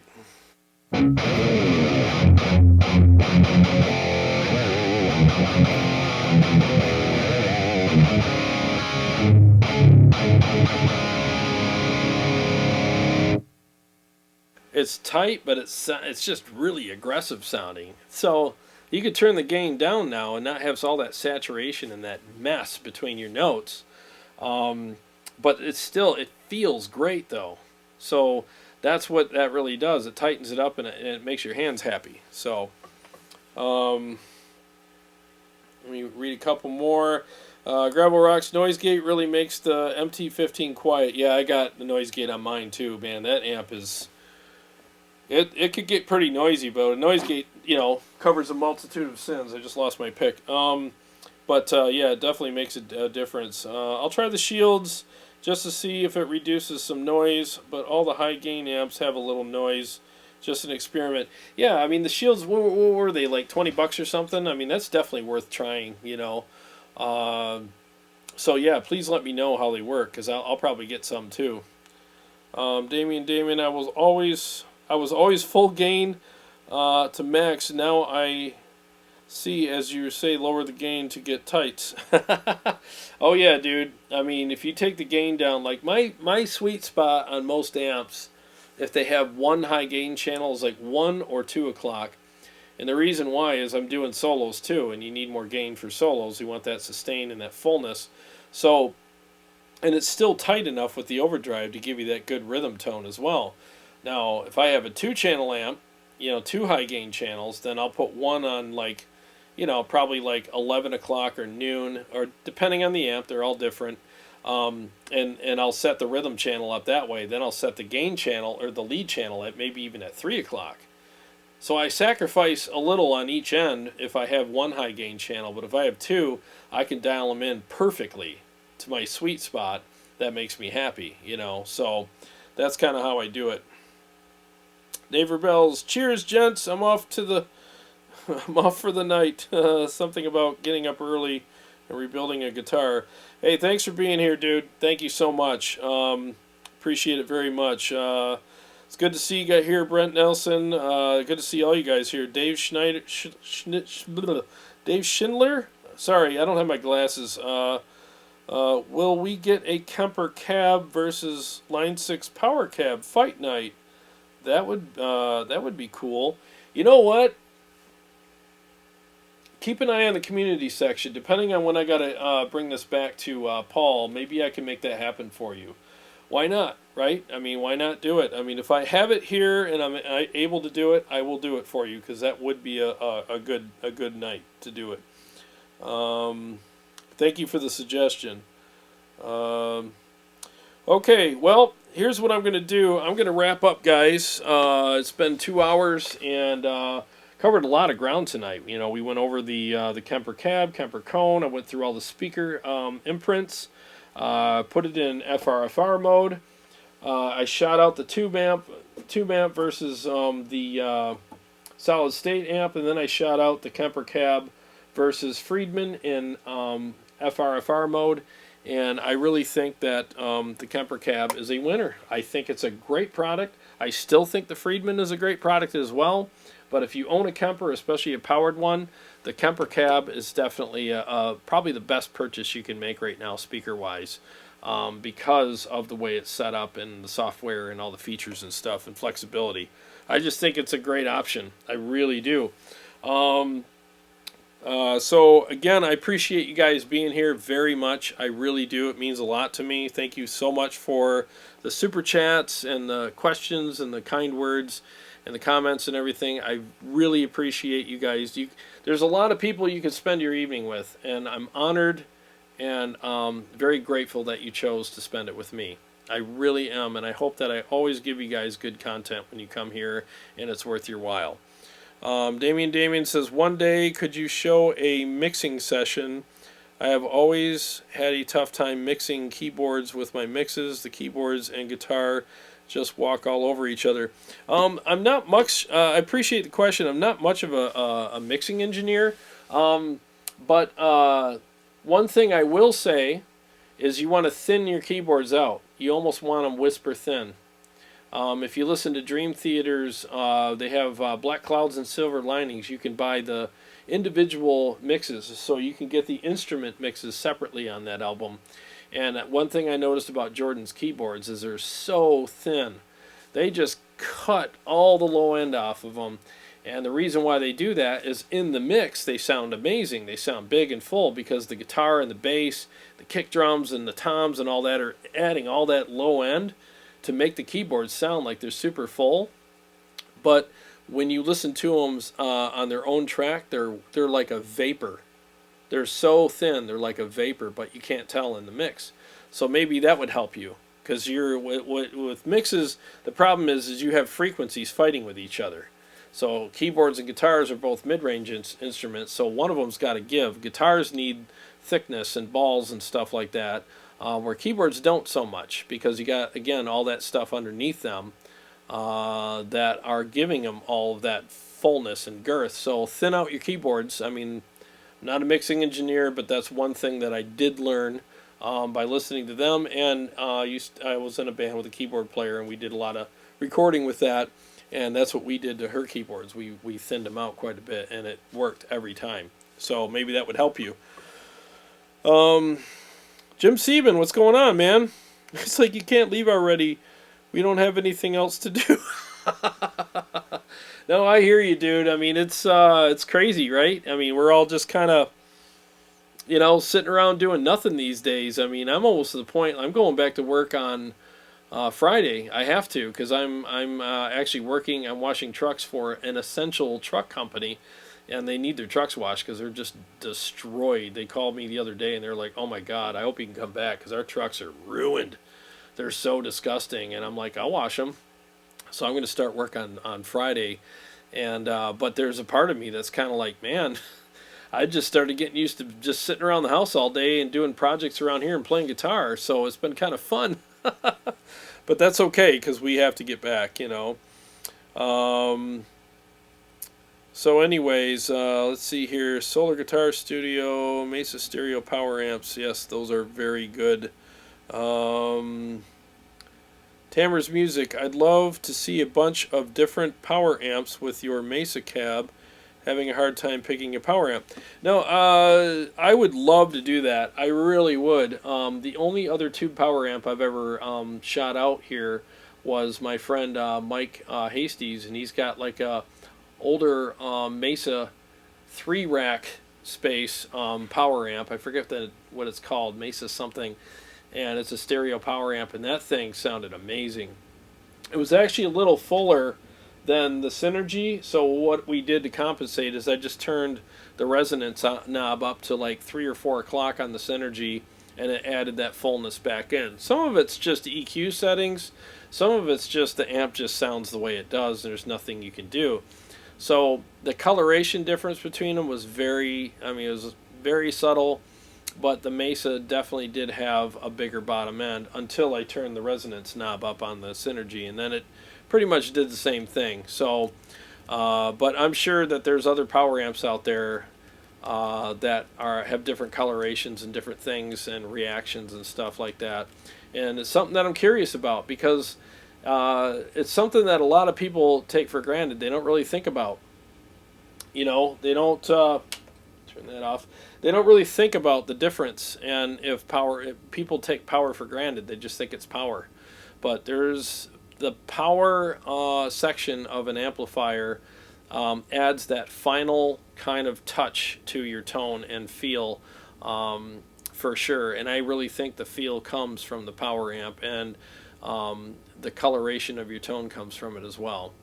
And they're very important. They really are. As we heard tonight when I shot out this, the solid state versus the tubes. I mean, the tubes were fuller, richer, more harmonic response, bouncier. The speakers were just flapping around in there, and it sounded great, and it felt better for my hands. So there's definitely a difference.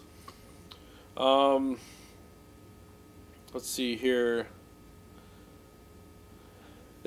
Heavens opened up and a dove landed on my shoulder. I kind of quote. Yeah, I got some good ones there once in a while. I can be kind of an exaggerator, but I do that to make my point sometimes, and I come across kind of, whatever. But it's kind of funny, hopefully. Sean Casey, MT15 versus G20. G20. What's a G20? I'm sorry, I'm like drawing a blank on that right now. All I can say is the MT15. Since I can't recall what a G20 is, I apologize. Since I can't, I guess that means I haven't played one. So that means all I can say is the MT15 is an amazing amp. If you can get your hands on one to at least try out, I highly recommend that you do. They're killer amps, especially for the money. They are absolutely killer amps. Warm Chord, which of the speaker emulations did you like the best in the Kemper Kab? Good question. I like the Vintage 30, the Celestion Vintage 30. I thought that was the best for me. That's the speaker I always play anyway, so that's the one I gravitate towards. And I shot it out with my actual Mesa cab with Vintage 30s in it, and they nailed it. They really did. My phone's tipping on me. There we go. Yeah, they nailed it. So it sounded really good. The Rev G20. Oh, gotcha.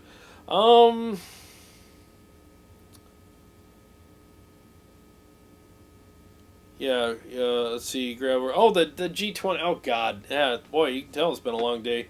Yeah, the Rev G20 is awesome. It's got great features. It's got the IR loader or whatever in it, where you can have the. I'm trying to remember all the features on that. If you watch my demo, I go over all that stuff on you. I demo so much stuff, I forget things sometimes. Obviously, I just forgot what a G20 was, and I demoed it. There's some great features on it, and I really like the amp a lot. If I had to choose between the two, and I just couldn't have them both, I liked the MT15 more for my taste. The G20 was a little bright for me, especially in the room. Where the MT15, I always go for like an American sound that's a little darker. And if I recall, somebody correct me if I'm wrong, but that channel on the G20 is more of a British channel. I could be wrong, so, but all I know is it was a little bright for me. Obviously, you could turn the tone and stuff down, but it's still, the voicing was brighter than I usually go for. But if you like a brighter voicing, then you would probably like that more. I just like amps that have a hint of darkness. There's like a little bit of an overcast on the tone. And you can always turn the presence or the treble up, but it still doesn't get spiky and like too ice picky in the ears and sharp. It just gives you that really nice, pleasant top end, even when you crank the treble more than you normally would, even at like 1 or 2 o'clock. It's still like, man, it just sounds great, you know. So I tend to go for the darker amps, and that's kind of how the Kraken is. It's a bit of a darker amp, but oh my God, it just sounds incredible. That thing is just nasty. It's so nasty, but it doesn't hurt your ears at all. Even at high volumes, you're not like, oh God, this thing's so brash. Not at all. It's just very pleasant at any volume. It's so good. So that's kind of what I like. So maybe that, I say that so I can give you some context with my answer, you know. Let's see here. Justin Ellis, thanks for still being here. One thing I've noticed about stock presets with the Kemper versus other modelers is that the Kemper factory presets aren't that bad. Most factory presets are trash. I can already tell this Kemper's is boss. No, you're right. Because the stock presets that are in there, here's the nice thing about the Kemper is it comes with a gift basket. So it comes with they might seem like stock presets, and some of them might be, as far as like, I don't know, it's all conjecture, but there's actual profile makers that put their profiles in there as an advertisement, so that if you like their profiles, you can go to their website and get them. Because if you hit, you know, if you touch on, was it the amp tags in there, when you hold down amp and hit tags, it'll tell you who made it, and a lot of times they have their website address on there. Like one of the ones that I liked, if you go in there right now and look up Guido Bungenstock, he's got a diesel VH4. If you search by name, look for Guido Bungenstock. So you can search by name, you can search by cab or amp or whatever, but search by name and look for Guido. Just hit the page button, go all the way back to Guido Bungenstock, and there's a diesel VH4 in there, and that thing is money. Money, money, money, money, money. No matter how many profiles I play and how much ear fatigue I get or whatever, I'm turning knobs. Every time I go to that one, it sounds stupid good. It's so good. It's a great profile. And Live Ready Sound, I think they have a few in there as well, and his stuff is really good too. So yeah, I mean that diesel VH4 though is like just such a great go-to, guaranteed you're gonna love it type profile. Just adjust things to your taste, very little, and it's good. In fact, I think I have it in one of these slots here for the show. See if I can find it real quick.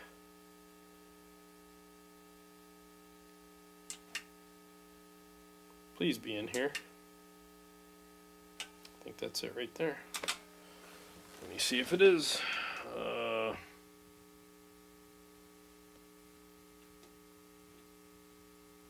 Yep, that's it right there. So let me just turn the cabinet on, make sure it's the right cabinet. And of course it's not. Here it is. All right, let me play it real quick for you. We got the amp on, so the mic, blah blah blah. Yeah, okay, 1 second.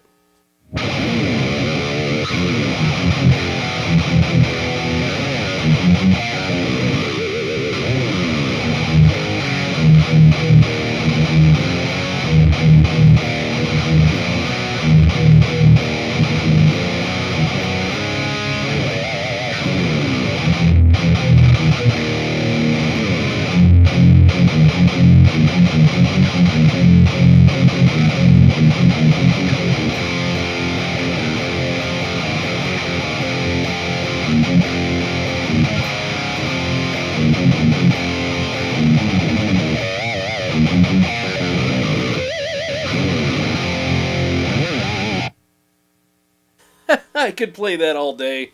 It's so good. Guido Bungenstock, diesel VH4. Go get it. It's in there. Comes with the Kemper, and for now, I think that would be a good one for you to bounce things off of, because it just sounds incredible. I mean, and I think that that's why he put that in there, because it's like it's your first sample of crack. Like, oh, here's some crack for you. You'll be back. Try my crack, and you'll be back. Yeah, that's kind of what that is. It just sounds amazing and feels great, too. And I haven't done anything to it. That's just dialed in and chosen and done, you know. So, yeah, give that one a spin, you know. Let's see here.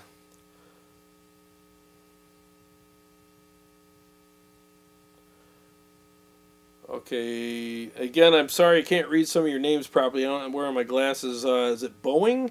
Said it costs $480 and the speaker is included. I don't think the speaker is included. You got to buy the speaker separately. It'll come with it in there. But the reason why they do that is because a lot of people, like several people that were commenting tonight, that already have speaker cabs, and they want to put the Kemper Kone in their speaker cabinets and replace their Celestians or whatever they got in there with the Kemper Kone and use it as an FRFR / speaker emulation kind of thing. That's the reason why the speaker is bought separately. But again, you're not going to get this and like have to install the speaker. It'll come with it. It's just they have it priced separately because they do sell them separately. So that's why. Gravel Rock says, I wonder how the diesel VH4 pedal is. They say it is really close to the amp. Yeah, I don't know. I think Motor City had one, and I was going to try it out, and then they sold it. So I was going to try that out, and I missed out on it. You still got to put it through, you know, a power section or whatever. I'm sure it sounds pretty close, though. George says, I hope you are, he says, hi, I hope you are doing better. Thank you very much. Questions on the Kemper stage. Can you, multiple effects on the control switch. Can you assign, okay, I'm just trying to read these. Can you assign multiple effects on the controls, on one control switch? Yes, you can. You can. So what you do is you hold down the effect that you want and then push whatever switch that you want to control it with, and then you do the same with the other one. So you can have, I think it's, don't quote me, but I think it's 4 per switch, minimally 2. It's been a while since I've actually had to do that. And then you could toggle it, so when you tap it once, it'll turn these 2 on and these 2 off, and vice versa.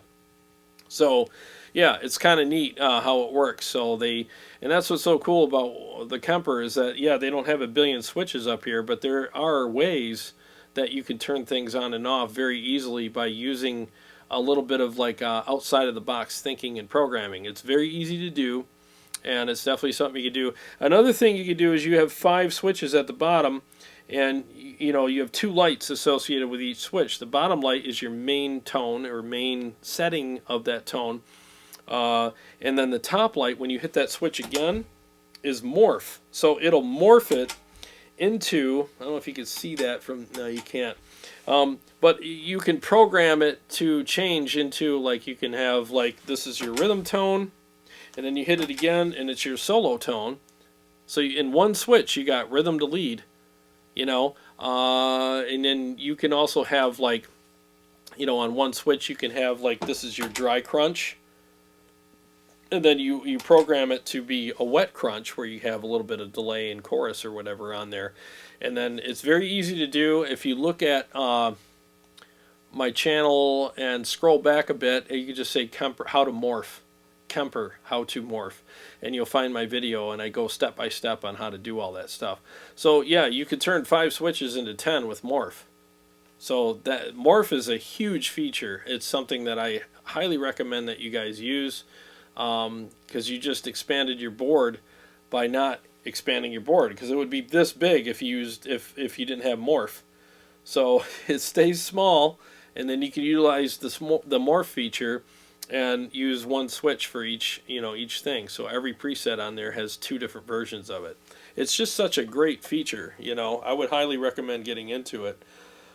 Justin says that sounds massive. No, it does, dude. I'm telling you, find it and play it. It's like It literally is like a I don't want to say it's the best profile in the world, because what is, right? I mean, there's no such thing. But it's definitely one that you will want to keep in your favorites list to go to play every day, or at least to bounce other profiles off of when you think you found something good and you're like, oh, this one's amazing, but then you put it up against that, and then you'll find out that either it is or it isn't, because that profile is a bona fide 100% awesome profile. And I'm so glad I discovered that. Iceman 7511. So now that the Kemper Kab and Power Kab are the only cabs offering speaker modeling, a fight night is in order. No? You're the second guy. I think that since two guys have asked now, I was going to do it anyways, but I will do it. But fight night for me, especially with the social distancing and all that crap, I'll just do it. And it won't be blind, because how am I going to blind myself to do a fight night? But that said, I'll be happy to do it for you guys and just tell you what I think, and I'll mic everything so that you can hear it and make your own decisions too. And I'll, as usual, articulate exactly what I'm hearing and feeling. I will say this, though, because I've already done the review of the Line 6 Power Kab. In FRFR mode, I think it's great. As soon as you got the speaker emulations on there, it's an epic fail. They don't sound good. They don't sound good at all.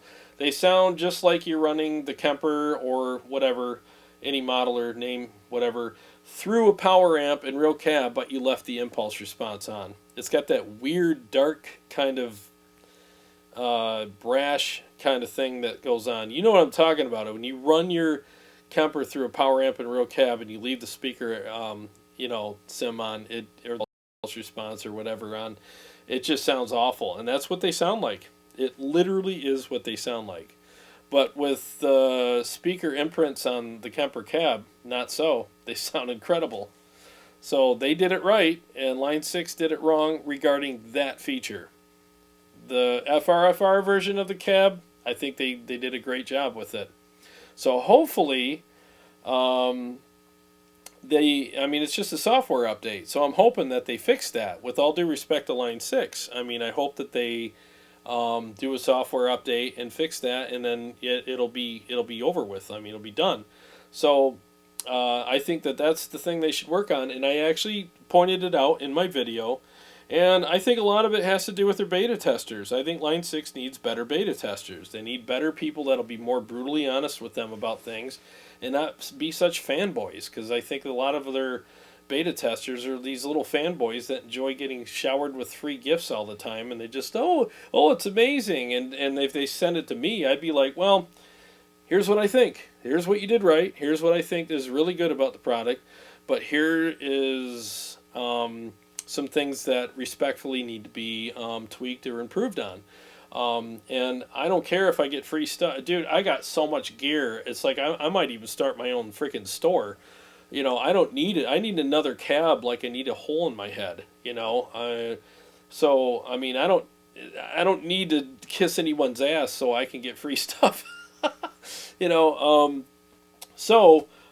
And I just think that some of these guys, they get caught up in it. They get caught up in the fact that they're a beta tester, and they just want to, I want to keep my job, and I want to be able to say I'm a beta tester, so I'm going to suck up to the company and to keep my job. And to me, it's like, if you're a beta tester, it's your job to tell them what's wrong. It's your job to be critical. It's not your job to be a suck up, And I honestly feel, and I know who their beta testers are, not all of them, but I know a handful of them that are, and these guys are absolute suck-ups, and they just, they do not know what they're talking about, obviously, because the cab emulations in the Line 6 Power Kab are absolutely awful. They're not usable at all. They're terrible. And I would probably be the only guy going, hey, can you guys, if you compared them to the real speaker that they're emulating, no, why not? Who makes the best pizza? Oh, well, this place does. Have you had anybody else's? No. Well, how do you know then? That's always my thing. Is like, the best is, like, that's why I compared these two tonight. Which one's the better of the two? Well, we'll find out.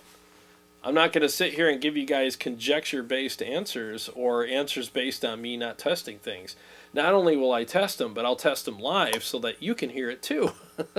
And I'll share the experience with you. I mean, so, yeah, I mean, so it's kind of weird because it's like, yeah, do a shootout between the two, but I already know who's going to win. And it's kind of like, well, why do the shootout then? Because some people might be like, well, you're biased. I'm not biased. I'm not. It's just I'm experienced. The cab's right over there. It's right around the corner. And I'll be happy to do a shootout for you guys. I really will. We can go through. I should go. You know what I'll do?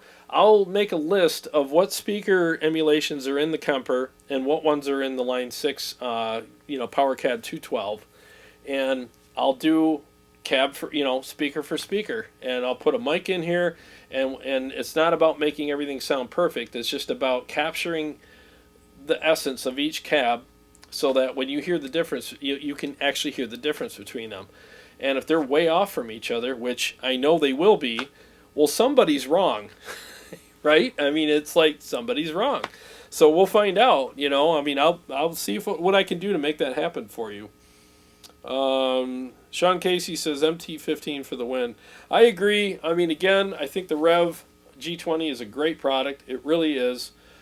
Just for my specific taste, I like the MT15 better because I like the American tones better. And that's something that Mike Hasty told me, a friend of mine. We were talking one day about amps and tones, and every amp he named that I didn't like, after a while he was like, you know what, dude? You just don't like British tones. That's your issue. You don't like British tones. He goes, you should always avoid British amps, because I hate Marshalls. No disrespect to people that love them. I get it. I understand why they love them. But I can't stand them. Every time I play through a Marshall, I'm like, nope. No matter how much you turn those knobs, you're not going to get me to like it. Because it's voiced a certain way, and it's a British voicing, and I just can't deal with it. So I like the American stuff better for some reason. It's just what I gravitate towards. And some people like British stuff better. So it's just the way it is, Tilt my phone back here. Let's see here. Catch up to you guys.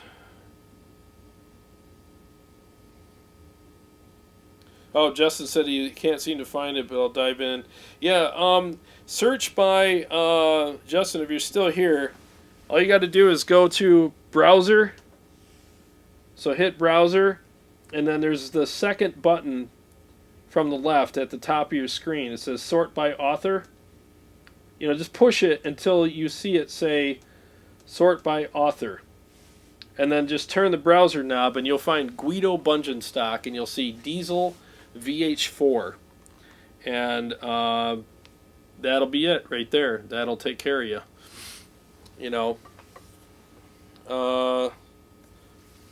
Let's see, Tony. Let's see. Oh, you found it. Oh, good.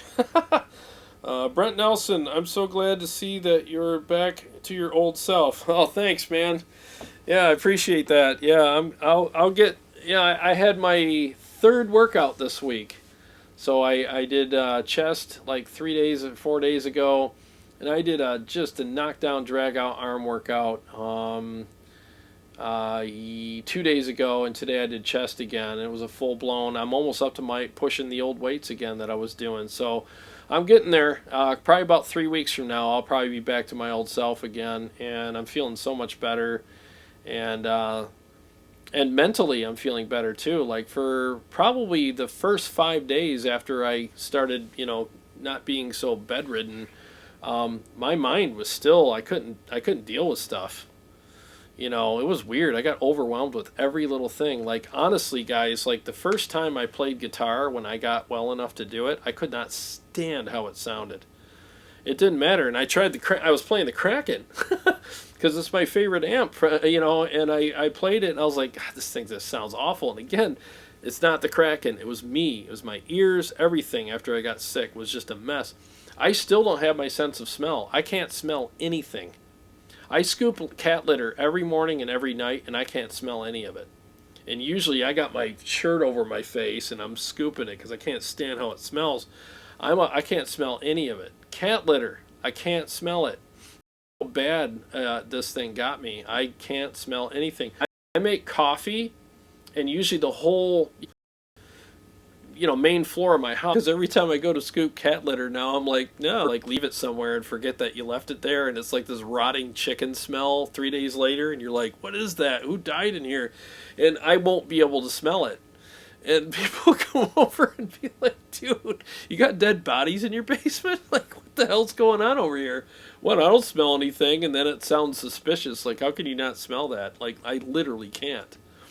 So hopefully my sense of smell will come back soon. Maybe I should eat a bunch of Taco Bell if you know what I'm talking about. Enjoy that. Steve Turner says, thinking about ordering a Kemper power head and Kemper cabinet. Is there a reason or advantage to go with the regular non-powered Kemper and a separate power amp and Kemper cabinet?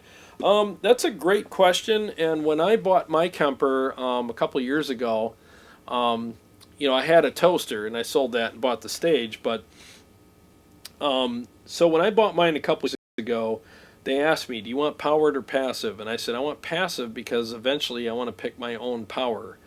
And so then a year later, I ran it into my Friedman cabs, and it sounded great, loved it, no complaints at all, sounded amazing. And then a year later, when I was at Sweetwater Gear Fest, I bought the Synergy Syn 5050 and the 2 Mesa cabs because I already had the Synergy modules. And 2 Syn 2s that they were plugged into, and I wanted to go full tube. I wanted to go full, like, all right, tubes, real cabs, real power, because I wanted to be grounded. I wanted to stay in the realm of real, so that anytime I chose a profile on my Kemper or anything else that I played, I always had a real amp and real stuff to bounce it off of regarding amp and cabs. So then I started running my Kemper through the Synergy Syn 5050 and turning off the cab, portion of it and running it into my real cabs, and I was like, oh my god! And that's how I prefer to run it now. I mean, it's just amazing. The only exception would be the Kemper Kab. Now, and I know this is a very long-winded answer, but I want to make sure that I'm giving you context and details. So if you're going to get like the powered Kemper, I've never played through one, but I heard that the Ice amp, it's made by Ice or whatever, that's in there is actually really good. And then when you pair it with this, it's a great relationship between the two because of the software and this was designed for that. But what I will say also, as a caveat, is the tube power amp. I just don't think you can beat them. And I haven't shot those 2 out, but I shot these 2 out. This is a solid state, that's a tube.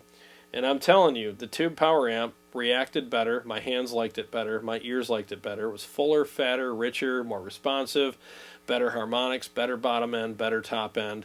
And there's no guessing. So if you have the means and you don't travel and tour a lot and it's just something that you're going to have in your home and just enjoy playing with an occasional show here and there, that you do, and again, if you have the funds and you don't mind parting with them, I would suggest getting the tube power amp and the passive Kemper and even this guy. Get this cab. I really think that it does a great job, and I think that you would be home free. KSR makes a really good compact tube power amp that's going to be coming out really soon. This one's very compact. It's only 1 rack space. I mean, what you're seeing here is a power, like I got the Furman power conditioner and then the Synergy, Syn 5050. So cut this in half, and that's what this is. It's just 1 rack space. It's like 24 pounds or maybe a little more than that. Or maybe it's 35. I don't remember. Honestly, I don't remember how much it weighs, so you have to look it up. Synergy SYN 5050. But I honestly think the tubes will always sound better. But if you can get the powered Kemper and this cab and walk into a venue with that, I think you're going to be really happy with it too. So it depends. If you're traveling a lot, you got to do what you got to do, man. You know, right? You got to get something that's convenient and easy to carry around. Let's see here. Solar Guitar Studios. Be safe out there on Friday, Jared. Rest well, stay strong. Great show. Thanks, buddy. Appreciate it very much. Yeah, I can't wait to get back to work. Hopefully I'll be able to, finish the job and come home and feel good. That's how I used to do it, so I'll get back to that. Okay, well, I've been on for almost 3 hours now, and I actually had a great time. I'm not complaining. This has been awesome, and I really appreciate you guys sticking around with me. There's not a lot to do, right? So it's it's kind of fun to hang out on the show, and hopefully I made it entertaining and informational enough for you guys. And I asked a few times if you guys wanted me to do anything else, and I guess there were no requests, and that's fine. I guess it means that I covered all the bases that I was supposed to cover.